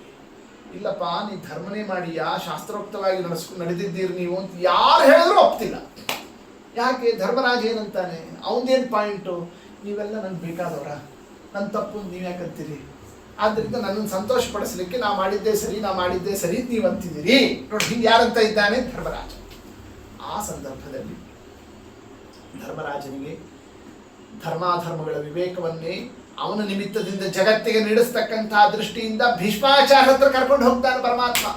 ಅವರೊಬ್ಬರು ಬದುಕಿದ್ರು, ಯಾರು? ಭೀಷ್ಮಾಚಾರ್ಯರು. ಅವರೇನು ಉಪದೇಶವನ್ನು ಕೊಟ್ಟರು, ಏನು ಆ ಒಂದು ಸನ್ನಿವೇಶ, ಅವ್ರ ಕಡೆಯಲ್ಲಿ ಮಾತನಾಡ್ತಾ ಎಲ್ಲ ಉಪದೇಶ ಆದ ಮೇಲೆ 1 ತಿಂಗಳ ಮೇಲೆ ಏನು ಮಾಡ್ತಾರ? ಆ ಉಪದೇಶವನ್ನು ಕೊಡ್ತಾರೆ ಅವರು. ಅಂತಹ ಭೀಷ್ಮಾಚಾರ್ಯರ ಆ ಒಂದು ನಿರ್ಯಾಣದ ಸಂದರ್ಭದಲ್ಲಿ ಅವರು ದೇವರಲ್ಲಿ ಭಕ್ತಿ ಮಾಡತಕ್ಕಂತಹ ಕ್ರಮ ಅಂದರೆ ಭೀಷ್ಮಾಚಾರ್ಯರು, ಉತ್ತರಾದೇವಿ, ಕುಂತಿದೇವಿ, ಪಾಂಡವರು ಇವರಷ್ಟೇ ಅಲ್ಲ, ಮುಂದೆ ಬಂದಿರತಕ್ಕಂಥ ವಿದುರ, ಧೃತರಾಷ್ಟ್ರ. ಮೊದಲು ನೋಡಲಿಕ್ಕೆ ಧೃತರಾಷ್ಟ್ರಾದಿಗಳು ಸ್ವಲ್ಪ ಎಡವಿದ್ರೂ ಕೂಡ ಅವರು ವಿಶಿಷ್ಟ ಸಾಧನೆ ಮಾಡಿದ್ದಾರೆ. ಅವರೆಲ್ಲರ ಪುಣ್ಯ ಯಾರಲ್ಲಿ ತುಂಬಿದೆ? ಪರೀಕ್ಷಿತ್ ರಾಜನಲ್ಲಿ. ಆದ್ದರಿಂದ ಪರೀಕ್ಷಿತ್ ರಾಜನ ಉದ್ಧಾರಕ್ಕೋಸ್ಕರವಾಗಿ ಹೇಳಿ ಕಳಿಸಿಲ್ಲ, ಆಚಾರ್ಯ ಇಂಥ ದಿವಸದಿಂದ ಇಂಥ ದಿವಸದ ತನಕ ಸಪ್ತಾಹ ಮಾಡ್ರಿ ಅಂತ ಅವನೇನು ಕರೆದಿಲ್ಲ. ಯಾರಿಗೆ? ಶುಕಾಚಾರ್ಯರಿಗೆ. ಪರೀಕ್ಷಿತ್ ರಾಜನ ಮನೆಗೆ ತಾವಾಗಿ ಬಂದರು. ಯಾರು? ಶುಕಾಚಾರ್ಯ. ಇಷ್ಟು ಅವರು ಕರುಣಾವನ್ನು ಮಾಡಿ ಅವನನ್ನು ಉದ್ಧಾರ ಮಾಡಬೇಕು ಅಂತ ಅನ್ನೋ ದೃಷ್ಟಿಯಿಂದ ಬಂದರಲ್ಲ. ಹೌದು, ಅವ್ರದ್ದೆಲ್ಲ ಪುಣ್ಯ ಇತ್ತು, ಇವಂದೇನು ಇರಲೇ ಇರಲಿಲ್ಲ ಅಂತ ಹಂಗೇನಿಲ್ಲ. ಅವನು ಎಂಥ ಸಾಧಕ, ಯಾರು ಪರೀಕ್ಷಿತ್ ರಾಜ. ಪಾಂಡವರ ನಂತರದಲ್ಲಿ ತಾನು ಸ್ವಯಂ ಜಗತ್ತಿನ ಶಾಸನವನ್ನು ಮಾಡುತ್ತಾ, ಕಲಿಯುಗ ಬಂದಿದೆ, ಕಲಿ ಪ್ರವೇಶ ಆಗಿದೆ ಎಂದು ಕೂಡಲೇ ಎಲ್ಲಿದ್ದಾನೆ ಕಲಿ, ಹುಡುಕಿನಾಥನನ್ನೇ ಹೋಗಿ ಕಲಿಯನ್ನು ನಿಗ್ರಹವನ್ನು ಮಾಡಿ ಈ 5 ಸ್ಥಳದಲ್ಲಿರ್ಬೇಕು, ಇಲ್ಲಿಂದ ಹೊರಗೆ ಬರಬಾರದು ನೋಡಿ ನೀನು. ಹಿಂಗ ಆ ಸಂದರ್ಭದಲ್ಲಿ ದ್ಯೂತಂ ಪಾನಂ ಸ್ತ್ರೀಯ ಸೂನ ಯತ್ರ ಧರ್ಮಶ್ಚತುರ್ವಿಧ ಜೂಜಾಡೋಲ್ಲಿರು. ದ್ಯೂತ ಪಾನಂ, ಪಾನ ಅಂದ್ರೆ ಏನು? ಕುಡಿಯೋದು. ಕುಡಿಯೋದು ಅಂದ್ರೆ ಏನು? ಹಾಲು ಕುಡಿಯೋದು ಅಂತಾರೆ. ಇವ್ರು ಕುಡಿತಾರೆ ಅಂತಂತಂದ್ರೆ ಯಾವುದನ್ನೇ ಕುಡಿಬಾರ್ದನ್ನು ಕುಡಿದ್ರೆ ಕುಡಿಯೋದು ಅಂತ ಅನ್ನೋ ಶಬ್ದಾರ್ಥ. ಹಾಗೆ ಪಾನ ಅಂದ್ರೆ ಅದು ಮದ್ಯಪಾನಾದಿಗಳ ನಡೆಯೋ ಸ್ಥಳ. ಇನ್ನು ಅದರಂತೆಯೇ ದುಷ್ಟ ಸ್ತ್ರೀಯರು, ಮೈ ಮಾರತಕ್ಕಂಥವರು, ಇನ್ನು ಹಿಂಸಾ ಕಟುಕರು, ಈ 4 ಸ್ಥಳದಲ್ಲಿ ಅಲ್ಲಿರು. ಇನ್ನು ಅದು ಬಿಟ್ಟು ಇನ್ನೊಂದು ಕಡೆ ಬರಬಾರ್ದು ನೀನು ಅಂತ ನಿರ್ಬಂಧವನ್ನು ಹಾಕ್ತಾನೆ. ಯಾರು? ಪರೀಕ್ಷಿತ್ ರಾಜ ಕಲಿಗೆ. ವಾಪಸ್ ಬಂದ.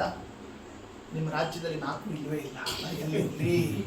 ಈ 4 ಪ್ಲೇಸ್ ಕೊಟ್ರಿ ನೀವು, ಎಲ್ಲ 4 ಜಗನೇ ಇಲ್ಲಲ್ಲ. ಯಾರು ಜೂಜಾಡೋರಿಲ್ಲ, ಯಾರು ಕುಡಿಯೋರಿಲ್ಲ, ಯಾರು ಕೂಡ ದುಷ್ಟರೇ ಇಲ್ಲ, ಯಾರು ಕಟಕರಿಲ್ಲ, ಗಿಡಿಯೋದಿಲ್ಲ, ದುಷ್ಟ ಸ್ತ್ರೀಯರಿಲ್ಲ. ಎಲ್ಲೇ ಪುನಶ್ಚ ಯಾಚಮಾನಾಯ. ಹಂಗಾರ ಒಂದು ಕೆಲಸ, ಎಲ್ಲಿದ್ಬಿಡು? ಜಾತರೂಪಂ ಅದಾತ್ ಪ್ರಭು, ಬಂಗಾರದಲ್ಲಿ. ಹಿಂಗ ಆ ಸಂದರ್ಭದಲ್ಲಿ ಕಲಿಯನ್ನು ಎಲ್ಲಿರ್ಲಿಕ್ಕೆ ಹೇಳ್ತಾನೆ ಪರೀಕ್ಷಿತ್ ರಾಜ? ಬಂಗಾರದಲ್ಲಿ ಕಲಿ ಸೇರಿಕೊಳ್ತಾನೆ. ಆದ್ದರಿಂದಲೇನೆ ಬಂಗಾರ ಅಂತಂತಂದರೆ ಬಹಳ ಎಚ್ಚರಿಕೆಯಿಂದ ವಿಚಾರವನ್ನು ಮಾಡ್ರಿ. ಬಂಗಾರ ಬೇಕು, ಬಂಗಾರ ಅಂತ ಬಹಳ ಆಶಾಕ್ರಿ, ಅದಕ್ಕೆ ಬೀಳಬೇಡ್ರಿ. ಅದರಲ್ಲಿ ಯಾರಿದ್ದಾನೆ? ಮಹಾಲಕ್ಷ್ಮೀ ದೇವಿ ಇದ್ದಾಳೆ, ಅನಾದಿಯಿಂದ ಅನಂತ ಕಾಲದ ತನಕ. ಆದ್ರೆ ಈ ಟೈಮ್ನಲ್ಲಿ ಮಾತ್ರ ಅದರಲ್ಲಿ ಯಾರನ್ನು ಸೇರಿಸಿದ್ದಾರೆ? ಲಕ್ಷ್ಮೀ ದೇವಿ ಇರೋದ್ರ ಜೊತೆಗೆ ಕಲಿನೂ ಇದ್ದಾರಲ್ಲಿ. ಹಂಗಾರೆ ಏನ್ ಮಾಡ್ಬೇಕೀಗ? ಬಂಗಾರ ಮತ್ತೆ ತರಬೇಕು ಬೇಡ? ಮದುವೆ ಮಂಜುವಿ ಮನೆಯಲ್ಲಿ ಏನಾದರೂ ಕೂಡ ಕಾರ್ಯಕ್ರಮ ಅದು ಇದು ನಡೆದಾಗ ಮತ್ತೆ ಬಂಗಾರವನ್ನೇ ನಾವು ಮತ್ತೆ ಮನೆಯಲ್ಲೆಲ್ಲ ಹಬ್ಬ ಹರಿದಿನ ಇದೆಲ್ಲ ನಡೆಸೋದು. ನಾಳೆ ಬಂತಲ್ರಿ ಅಕ್ಷಯ ತೃತೀಯ, ಎಲ್ಲರೂ ಮನೆಗಳಲ್ಲಿ ಬಂಗಾರ ತರಬೇಕು ಅಂತ ಇದೊಂದು ಹುಚ್ಚು ಹತ್ಬಿಟ್ಟಿದೆ. ಈಗ ಮೊದಲೆಲ್ಲ ಏನಿರ್ಲಿಲ್ಲ ಅವೆಲ್ಲ, ಈಗೆಲ್ಲ ಅಂತ ಅದಕ್ಕೆ ಅಕ್ಷಯ ತೃತೀಯ ಬಂಗಾರ ತಗೊಂಡ್ಬನ್ರಿ, ಬಂಗಾರ ತಗೊಂಡು ಅಂದ್ರೆ ದುಡಿದಿರೋ ಸಂಪಾದನೆಯನ್ನೆಲ್ಲ ಶೇಖರಣೆ ಮಾಡಿ ದುಡ್ಡು ಕೊಟ್ಟು ಅಂಗಡಿಗೆ ಹೋಗಿ ಕಲಿನ್ ತಗೊಂಡು ನೋಡಿ. ಇಂಥ ಕೆಲಸ ಆಗ್ತದಲ್ಲ ಅಂತ ಅನಿಸ್ತದಲ್ಲಿ ಯಾರಿಗಾದ್ರೂ ಕೂಡ ಬಂಗಾರ ಅಂತಂದು. ಅಲ್ಲಪ್ಪ ಪರೀಕ್ಷಿತ್ ರಾಜ ಕೊಡೋದು ಕೊಟ್ಟಿ, ಒಂದು ಸ್ಥಾನ ಬೇಕು ಅಂತ, ಯಾಕೆ ಇನ್ನೊಂದು ಬೇಕು ಅಂತ ಬಂಗಾರ ಬಂದು ಅಂಗಾರ ಕೊಟ್ಟಿದ್ರೆ ಅಷ್ಟೇ. ಹಿಂಗೆ ಯಾರಾದರೂ ಪರೀಕ್ಷಿತ್ ರಾಜನ ಕೇಳಿದರೆ ಏನದಕ್ಕೆ ಉತ್ತರ? ಏನ್ ಭಾಗವತ ಹೇಳ್ತದೆ? ಯಾಕೆ ಬಂಗಾರದಲ್ಲಿ ಇರು ಅಂತ ಹೇಳ್ದ? ಕಾರಣ, ಎಲ್ಲಿ ನಿಮಗೆ ಆಶಾ ಹೆಚ್ಚಿದೆಯೋ ಅಲ್ಲಿ ಎಚ್ಚರಿಕೆ ಇರಲಿ ಅನ್ನೋದಕ್ಕೆ ಆ ಕೆಲಸವನ್ನು ಮಾಡಿ. ಅವ ರಾಜ ಪ್ರಜೆಗಳನ್ನೇ ಶಿಕ್ಷಣ ಮಾಡಬೇಕು, ಅವರಿಗೆ ಎಚ್ಚರಿಕೆ ಇರಬೇಕು. ಆಶಾಕ್ಕೆ ಬಿದ್ದೋ ಅದು ಬೇಕು ಇದು ಬೇಕು ಅಂತ ಭಾಳ ಹೋಗ್ತಿರಲ್ಲ, ಎಚ್ಚರಿಕೆ ಇರಲಿ. ಅಲ್ಲಿ ಕಲಿ ಇದ್ದಾನೆ, ಬೇರೆ ಕಡೆಯಿಂದ ವೈರಸ್ ಬರೋದಿಲ್ಲ, ಅಲ್ಲಿಂದ ಶುರುವಾಗ್ತದೆ. ಅದನ್ನು ತಂದಿಟ್ಮೇಲೆ ಇನ್ನೆಲ್ಲ ಅದು ಕೌಲುಗಳು ಹೊಡೆಯೋದು ಅಂತ. ಈ ಸಂದರ್ಭದಲ್ಲಿ ಜಗತ್ತಿಗೆ ಶಿಕ್ಷಣವನ್ನು ಮಾಡಲಿ. ಅಥೈತಾನಿನ ಸೇವೇತ ಅಂತಾರೆ ಭಾಗವತದಲ್ಲಿ. ಆದ್ದರಿಂದ ಇದಕ್ಕೆ ಬಹಳ ನೀವು ಆಶಾಗ್ರಸ್ತರಾಗಿ ಇರಬಾರದು ಅನ್ನೋದಕ್ಕೋಸ್ಕರವಾಗಿ ಬಂಗಾರವನ್ನು ತೋರಿಸಿದ. ಸರಿ, ನೀನು ಉದ್ಧಾರ ಮಾಡ್ಲಿಕ್ಕೆ ಯಾರೋ ವೈರಾಗ್ಯಕ್ಕೆ ಹೇಳಿದೆ, ಆದ್ರೆ ಮದುವೆ ಮುಂಜುವಿ ಎಲ್ಲ ಮಾಡೋರಿಗೆಲ್ಲ ಗತಿ ಏನು ಅಂತ ಪ್ರಶ್ನೆ ಬಂದರೆ ಅದಕ್ಕೆ ಶಾಸ್ತ್ರದಲ್ಲಿ ಹೌದು ಕಲಿದೋಷ ಇದೆ, ಅದರ ಪರಿಹಾರಕ್ಕೋಸ್ಕರವಾಗಿಯೇ ಹಂಗೆ ಬಂಗಾರವನ್ನೇ ತರ್ತಿದ್ದಂತೆಯೇ ಹಾಕೊಂಡ್ಬಿಟ್ರಿ ಅಂದ್ರೆ ಕಲಿಯನ್ನೇ ಮೈ ಮೇಲೆ ಹಾಕೊಂಡಂತೆ ಆಗ್ತಿದೆ. ಅಂತಹ ಕೆಲಸ ಮಾಡಬಾರ್ದು ಅಂತಲೇ ದೇವರ ಸಮಾರಾಧನಾ. ಯಾಕೆ ದೇವರ ಸಮಾರಾಧನಾ ಮಾಡ್ತಾರೆ? ಮದುವೆ ಮುಂಜುವಿ ಸಂದರ್ಭದಲ್ಲಿ ಎಲ್ಲ ಮಾಡಿಸಿರೋ ಒಡವೆ ವಸ್ತುಗಳನ್ನೇ ಅದನ್ನೆಲ್ಲ ದೇವರಿಗೆ ಅರ್ಪಣವನ್ನು ಮಾಡಿ, ದೇವರಿಗೆ ಅರ್ಪಣೆ ಮಾಡ್ಬೇಕಾದ್ರೆ ಯಾರು ಅರ್ಪಣೆ ಮಾಡೋರು? ನಾವು ಮಾಡ್ತೀವಾ? ಯಾರು? ಮುಖ್ಯ ಪ್ರಾಣ ದೇವರೇ ದೇವರನ್ನು ಪೂಜಾ ಮಾಡೋರು. ಅವ್ರು ಮಹಾಲಕ್ಷ್ಮೀ ದೇವಿಗೆ ಕೈಯಲ್ಲಿ ಕೊಟ್ಟು ಆ ಮುಖ್ಯ ಪ್ರಾಣ ದೇವರ ಕೈಯಲ್ಲಿ ಆ ಬಂಗಾರ ಹೋಯ್ತು ಅಂತಂತಂದ್ರೆ, ಇನ್ನು ಅತ್ಲಾಗಿರೋ ಬೇರೆ ಕಡೆಯಲ್ಲಿರೋ ಬಂಗಾರದಲ್ಲೆಲ್ಲ ಕಲಿ ಇರ್ತಾನೆ, ಅವ್ರ ಕೈಗೆ ಹೋಗ್ತಿದ್ದಂತೆ ಅಲ್ಲಿಂದ ಕಲಿ ಓಡೋಗ್ಬಿಡ್ತಾನೆ. ಯಾಕೆ? ಅವ್ರ ಹತ್ರ ಇರ್ಲಿಕ್ಕೆ ಆಗೋದಿಲ್ಲ. ಅಂದ್ರೆ ಆ ಬಂಗಾರದಲ್ಲಿರ್ತಕ್ಕ ಕಲಿಯನ್ನು ದೂರ ಹಾಕ್ತಾರೆ ಅವರು. ಯಾರು? ವಾಯುದೇವರು. ಅದನ್ನೇ ಲಕ್ಷ್ಮೀ ದೇವಿ ಕೈ ಕೊಡ್ತಾರೆ. ಲಕ್ಷ್ಮೀ ದೇವಿ ಪರಮಾತ್ಮನಿಗೆ ಅರ್ಪಣೆ ಮಾಡ್ತಾರೆ. ದೇವರು ಅದನ್ನು ಹಾಕೊಂಡು ಆಯ್ತು ನನಗೆಲ್ಲ ಬಂಗಾರ ಎಲ್ಲ ಒಡವೆ ಎಲ್ಲ ಹಾಕಿದ್ದಾರೆ, ನನ್ನ ಮನೆಗೆ ಇದನ್ನು ತೊಗೊಂಡು ಹೋಗ್ತೀನಿ ಅಂತ ಹೋಗ್ತಾನ. ಹಂಗೆ ಹೋದ್ರೆ ಅವ್ನು ದೇವರು ಅಂತಾರೆ ಎಲ್ಲ. ಮತ್ತೇನು ಮಾಡ್ತಾನೆ? ವಾಪಸ್ ನಮಗೆ ಕೊಡ್ತಾನೆ ಪರಮಾತ್ಮ. ಆದ್ರಿಂದ ಅವ್ನು ದೇವರು ಅಂತ ಕರೆಯೋದು. ಹೌದು, ತಾಯಿಯನ್ನು ತಗೊಳ್ಳೋದಿಲ್ಲ ನಮ್ಮ ಹತ್ರ ಅಂತ ಕರುಣಾಳು ಆ ಸ್ವಾಮಿ ಪರಮಾತ್ಮ. ಆ ಏನು ನಾವು ಹಾಕಿರ್ತಕ್ಕಂತಹ ಒಡವೆ ವಸ್ತ್ರ ಎಲ್ಲ ಮಾಡಿಸಿದ್ದಿರ್ತದಲ್ಲ, ಪುನಃ ಹಿಂತಿರುಗಿ ನಮಗೆ ಕೊಡ್ತಾನೆ. ಆಗ ನಾವು ಅದನ್ನು ಹೆಂಗೆ ಧಾರಣ ಮಾಡಬೇಕು? ದೇವರ ನಿರ್ಮಾಲ್ಯ, ದೇವ್ರು ಹಾಕೊಂಡಿದ್ದನ್ನು ನಾವು ಹಾಕ್ಕೊಳ್ತಾ ಇದ್ದೀವಿ. ಹಂಗೆ ನೀವು ಮನಸ್ಸಲ್ಲಿ ತಗೊಂಡ್ರಿ, ಆಗ ನಿಮ್ಗೆ ಅದು ಕಲಿಬಾಧೆಯನ್ನು ತರೋದಿಲ್ಲ. ಅದನ್ನು ಮರೆತು ಬಿಟ್ರಿ ಅಂತಂತಂದ್ರೆ, ಬಂಗಾರ ಇದು ₹1,00,000 ಆಗಿದೆ, ಇಂಥದ್ದಕ್ಕೆ ಇಷ್ಟು ಬೆಲೆ ಇದೆ ಅಂತಂತೆ ಇಷ್ಟೇ ತಲೆಯಲ್ಲಿ ಇಟ್ಕೊಂಡು ನೀವು ಅದನ್ನು ಧಾರಣ ಮಾಡಿದ್ರಿ ಅಂತಂತಂದ್ರೆ ಅದೇನಾಗ್ತದೆ? ಕಲಿಯ ಬಾಧಕ್ಕೆ ಕಾರಣ ಆಗ್ತದೆ. ಇದಿಷ್ಟು ವ್ಯವಸ್ಥೆಯನ್ನು ಜಗತ್ತಿಗೆ ಮಾಡಿರ್ತಕ್ಕಂತಹ ಇಷ್ಟು ಜಗತ್ತಿಗೆ ಸಾಧನಕ್ಕೆ ಬೇಕಾಗಿರತಕ್ಕಂತಹ ಈ ಒಂದು ದೊಡ್ಡ ರಾಜ ಆತ ಪರೀಕ್ಷಿತ್ ರಾಜ, ಅವನು ಅಸಾಧ್ಯ ಪುಣ್ಯವಂತ, ಮತ್ತು ಅವನಿಗೆ ಶಾಪ ಬಂತಲ್ಲ, ಅಂತಹ ಶಾಪ ಬಂದಿದ್ದಕ್ಕಷ್ಟೇ ಭಾಗವತ ಕೇಳಲಿಕ್ಕೆ ಕೂತ ಅಂತ ಪ್ರಶ್ನೆ ಬಂದರೆ ಅದು ನಿಮಿತ್ತ ಮಾತ್ರ. ಬಹಳ ನೀರಡಿಕೆಯಾಗಿತ್ತು. ನೀರು ಬೇಕು ಅಂತ ಹೋದ ಶಮೀಕ ಋಷಿ ಹತ್ರ. ಅವ ಯೋಗದಲ್ಲಿ ಧ್ಯಾನಾಸಕ್ತನಾಗಿ ಕೂತಿದ್ದ. ಈತ ಕೇಳಿದ್ರು ಕೂಡ ಯಾರದು ರೆಸ್ಪಾನ್ಸ್ ಇಲ್ಲ, ಪ್ರತಿಕ್ರಿಯೆ ಬರಲಿಲ್ಲ. ಆಗೇನು ಮಾಡ್ತಾನೆ, ಅಲ್ಲೇ ಸತ್ತಿರೋ ಒಂದು ಸರ್ಪವನ್ನು ಅವನು ಕೊರಳಿ ಹಾಕಬಾರ್ದಾಗಿತ್ತು, ಆದರೆ ಹಾಕಿದ. ಯಾಕೆ? ಭಗವದಿಚ್ಛ. ಅದರಂತೆಯೇ ಹಾಕಿ ಅಲ್ಲಿಂದ ಹೊರಟ.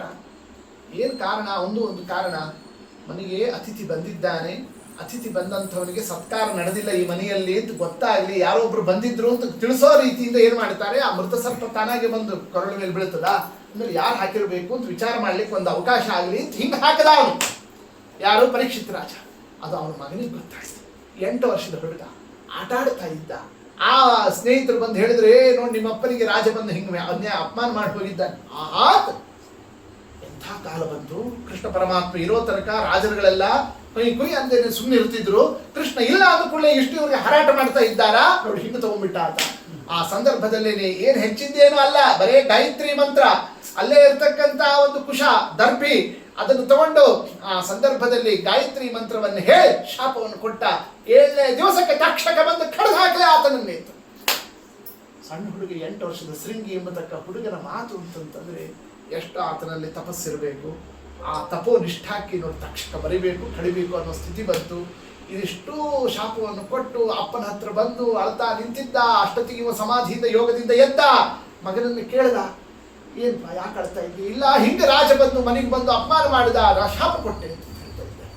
ಇದಿಷ್ಟು ಇಲ್ಲಿ ನಡೆಯುವಷ್ಟೊತ್ತಿಗೆ ರಾಜ ಮಹೀಪತಿ ಅಥಗರ್ಹಂ ಸಮೀಕ್ಷ್ಯ, ಆತ ರಸ್ತೆಯಲ್ಲಿ ಹೋಗ್ತಾ ಇದ್ದಾನೆ, ಇನ್ನು ಊರಿಗೆ ಹೋಗಿಲ್ಲ, ಕುದುರೆ ಮೇಲೆ ಹೋಗ್ಬೇಕಾದ್ರೆ ಮನಸ್ಸಿನಲ್ಲಿ ವಿಚಾರ ಬಂತು ಪರೀಕ್ಷಿತ್ ರಾಜನಿಗೆ, ಎಂಥ ಕೆಲಸ ಮಾಡಿದೆ. ಬ್ರಾಹ್ಮಣರ ಮನೆಗೆ ಹೋಗಿ ಅವರಿಂದ ಅನುಗ್ರಹ ಪಡೆಯೋದನ್ನು ಬಿಟ್ಟು ಅವ್ರಿಗೆ ಅಪಮಾನ ಮಾಡಿ ಮೃತ ಸರ್ಪ ಹಾಕಿ ಬಂದಲ್ಲ, ಯಾಕಿಂಥ ಕೆಲಸ ದೇವರು ನನ್ನಿಂದ ಇವತ್ತು ಮಾಡಿಸಿದ? ನಾ ಯಾಕೆ? ಏನೋ ತಪ್ಪಾಯ್ತು. ಈ ತಪ್ಪಿಗೆ ಏನೋ ಒಂದು ಆಪತ್ತಿದೆ, ಮುಂದೆ ಏನೋ ಒಂದು ನನ್ಗೆ ಕಾದಿದೆ ಅಲ್ಲ, ನಂಗೆ ಆಗಬೇಕು. ನಾವು ತಾನೇ ಅನ್ಕೊಂಡ, ನಾ ಮಾಡಿರೋ ತಪ್ಪಿಗೆ ನನಗೆ ಶಿಕ್ಷೆ ಆಗಬೇಕು, ದೇವರೇನೋ ನಂಗೆ ಕೊಡಬೇಕು. ಏನು ತಿನ್ನೋ ಅವ್ರಿಗೆ ಶಾಪದ ಸುದ್ದಿ ಗೊತ್ತಿಲ್ಲ, ಆಗಲೇ ತಾ ಹೇಳ್ಕೊಂಡ್ಬಿಡ್ತಾನೆ. ಯಾರು? ಪರೀಕ್ಷಿತ್ ರಾಜ. ನನ್ನ ದೇವರು ಶಿಕ್ಷಾ ಮಾಡಲಿ ಅಂತ ಅಷ್ಟೊತ್ತಿಗೆ ಸುದ್ದಿ ಬಂತು. ಆ ಸುದ್ದಿ ಕೇಳ್ತಿದ್ದಂತೆ ಪರೀಕ್ಷಿತ್ ರಾಜ ವಿರಕ್ತನಾದ. ಅಂತೂ ಬ್ರಾಹ್ಮಣರ ಶಾಪಕ್ಕೆ ತುತ್ತಾಗಿಬಿಟ್ನಲ್ಲ ಅಂತಂದ್ರೆ. ಆದರೆ ಶಮೀಕ ಮಹರ್ಷಿ ಮಗನಿಗೆ ಆ ಸಂದರ್ಭದಲ್ಲಿ ತಿಳುವಳಿಕೆ ಹೇಳ್ತಾನೆ. ಯಾರಿಗೆ? 8 ವರ್ಷದ ಹುಡುಗ ಶಾಪ ಕೊಟ್ಟನಲ್ಲ, ಅವನು ಮಾಡಿದ್ದು ಸರಿನಾ ಅಂತಂದಾಗ, ತಪ್ಪು ಮಾಡಬಾರದು, ನೀನು ದೊಡ್ಡ ರಾಜ, ಜಗತ್ತಿಗೆ ಧರ್ಮ ವ್ಯವಸ್ಥೆ ಮಾಡತಕ್ಕಂಥವ, ಇನ್ನು 7 ದಿವಸಕ್ಕೆ ಅವ ಹೋಗಿಬಿಡ್ಲಿ ಅನ್ನೋ ರೀತಿಯಿಂದ ಯಾಕೆ ಶಾಪ ಕೊಟ್ಟಿ? ತಪ್ಪು ಮಾಡಿಯ ನೀನು ಅಂತ ಮಗನನ್ನು ಬೈದ್ಯ ಹೊರತು ಅವನು ಮಾಡಿದ್ದೇನು ಅಪರಾಧ? ಸತ್ತೋಗಿರೋ ಸರ್ಪವನ್ನೇ ಕೊರಳಿ ಹಾಕಿದ್ದ. ಅದನ್ನು ದೂರ ಎಸೆದು ಒಂದು ಸ್ನಾನ ಮಾಡಿ ಒಂದು ಜನವಾರ ಬದಲಾಯಿಸ್ಬಿಟ್ಟಿದ್ರೆ ಮುಗಿದು ಹೋಗ್ತಿತ್ತು. ಅಷ್ಟೇ ಇದ್ದಿದ್ದು. ಅಷ್ಟಕ್ಕೋಸ್ಕರ ರಾಜನೇ ಅವನು ಸತ್ತು ಹೋಗ್ಲಿ ಅಂತ ಶಾಪ ಕೊಟ್ಟು ಬಿಟ್ಟಿಲ್ಲ. ಮಹಾ ತಪ್ಪು ಮಾಡಿಯ ನೀನು ಅಂತ ಆ ಸಂದರ್ಭದಲ್ಲಿ ಮಗನನ್ನು ಬೈದ್ನೇ ಹೊರತು ಪರೀಕ್ಷಿತ್ ರಾಜನನ್ನು ಬೈಲಿಲ್ಲ.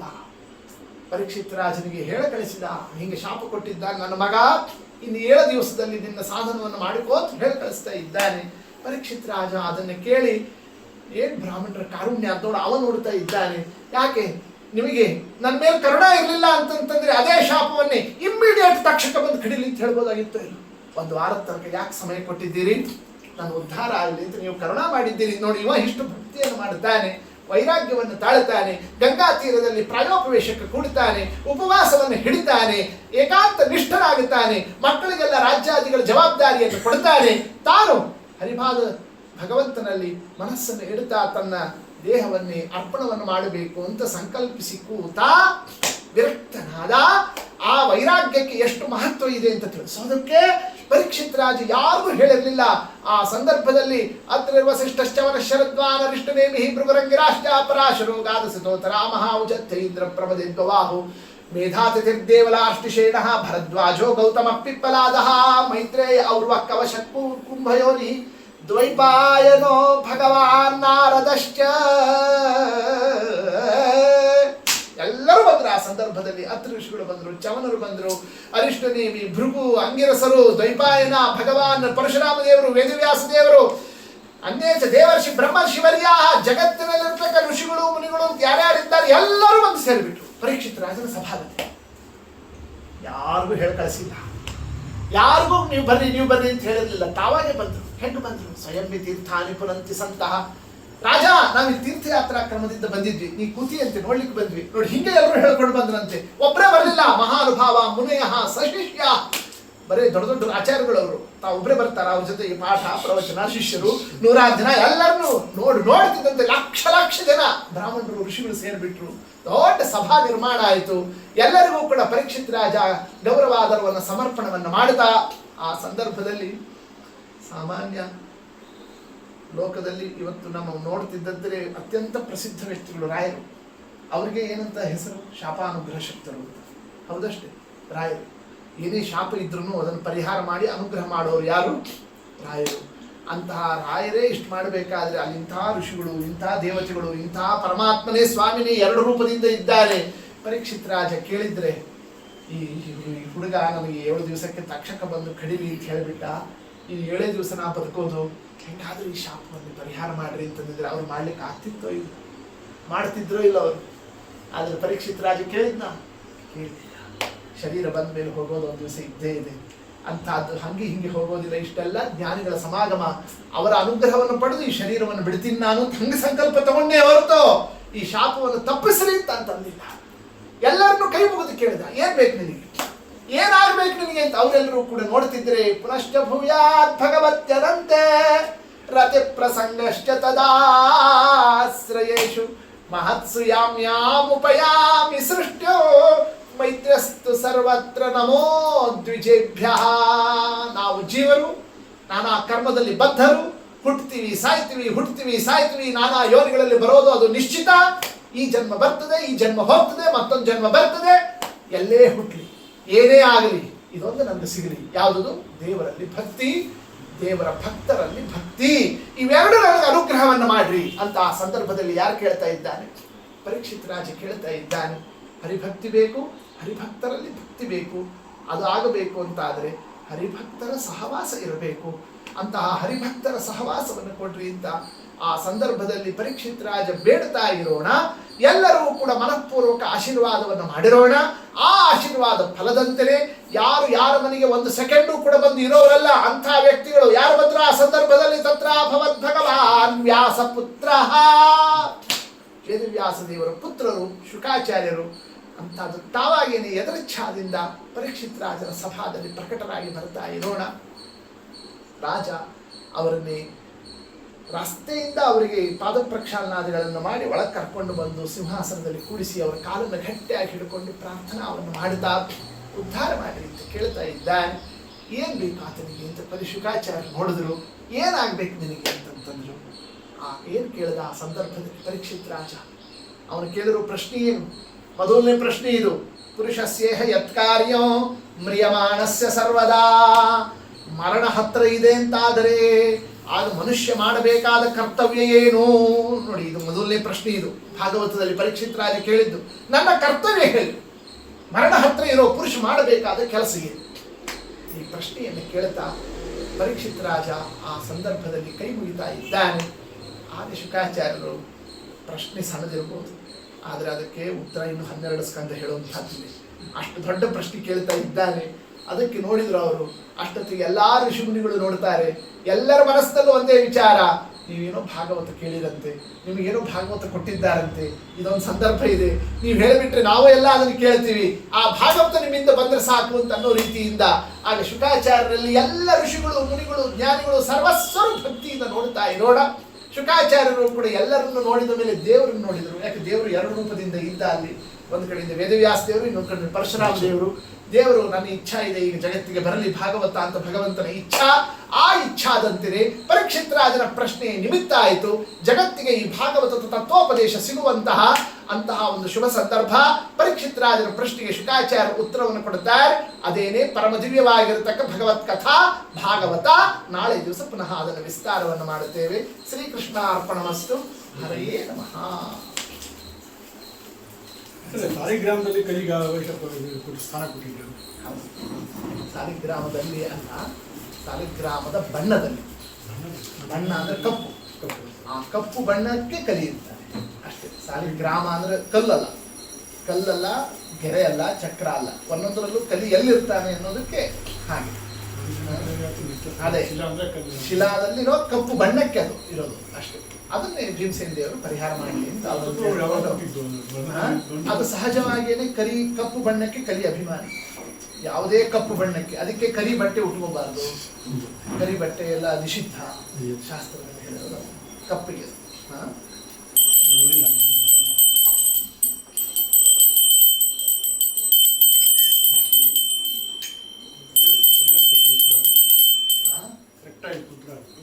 ಪೂಜೆ ಟೈಮಲ್ಲಿ ಮನ ಬರೋದು. ಹೌದಾ?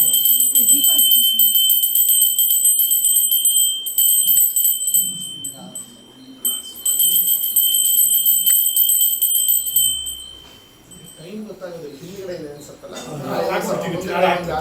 ಮುಂದ್ಗಡೆ ಒಂದು ಯಾವ್ದಾರು ಇಟ್ಟರೆ.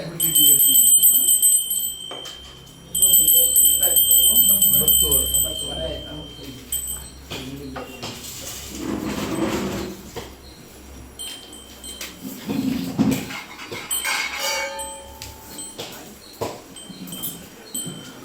ಆಯ್ತು.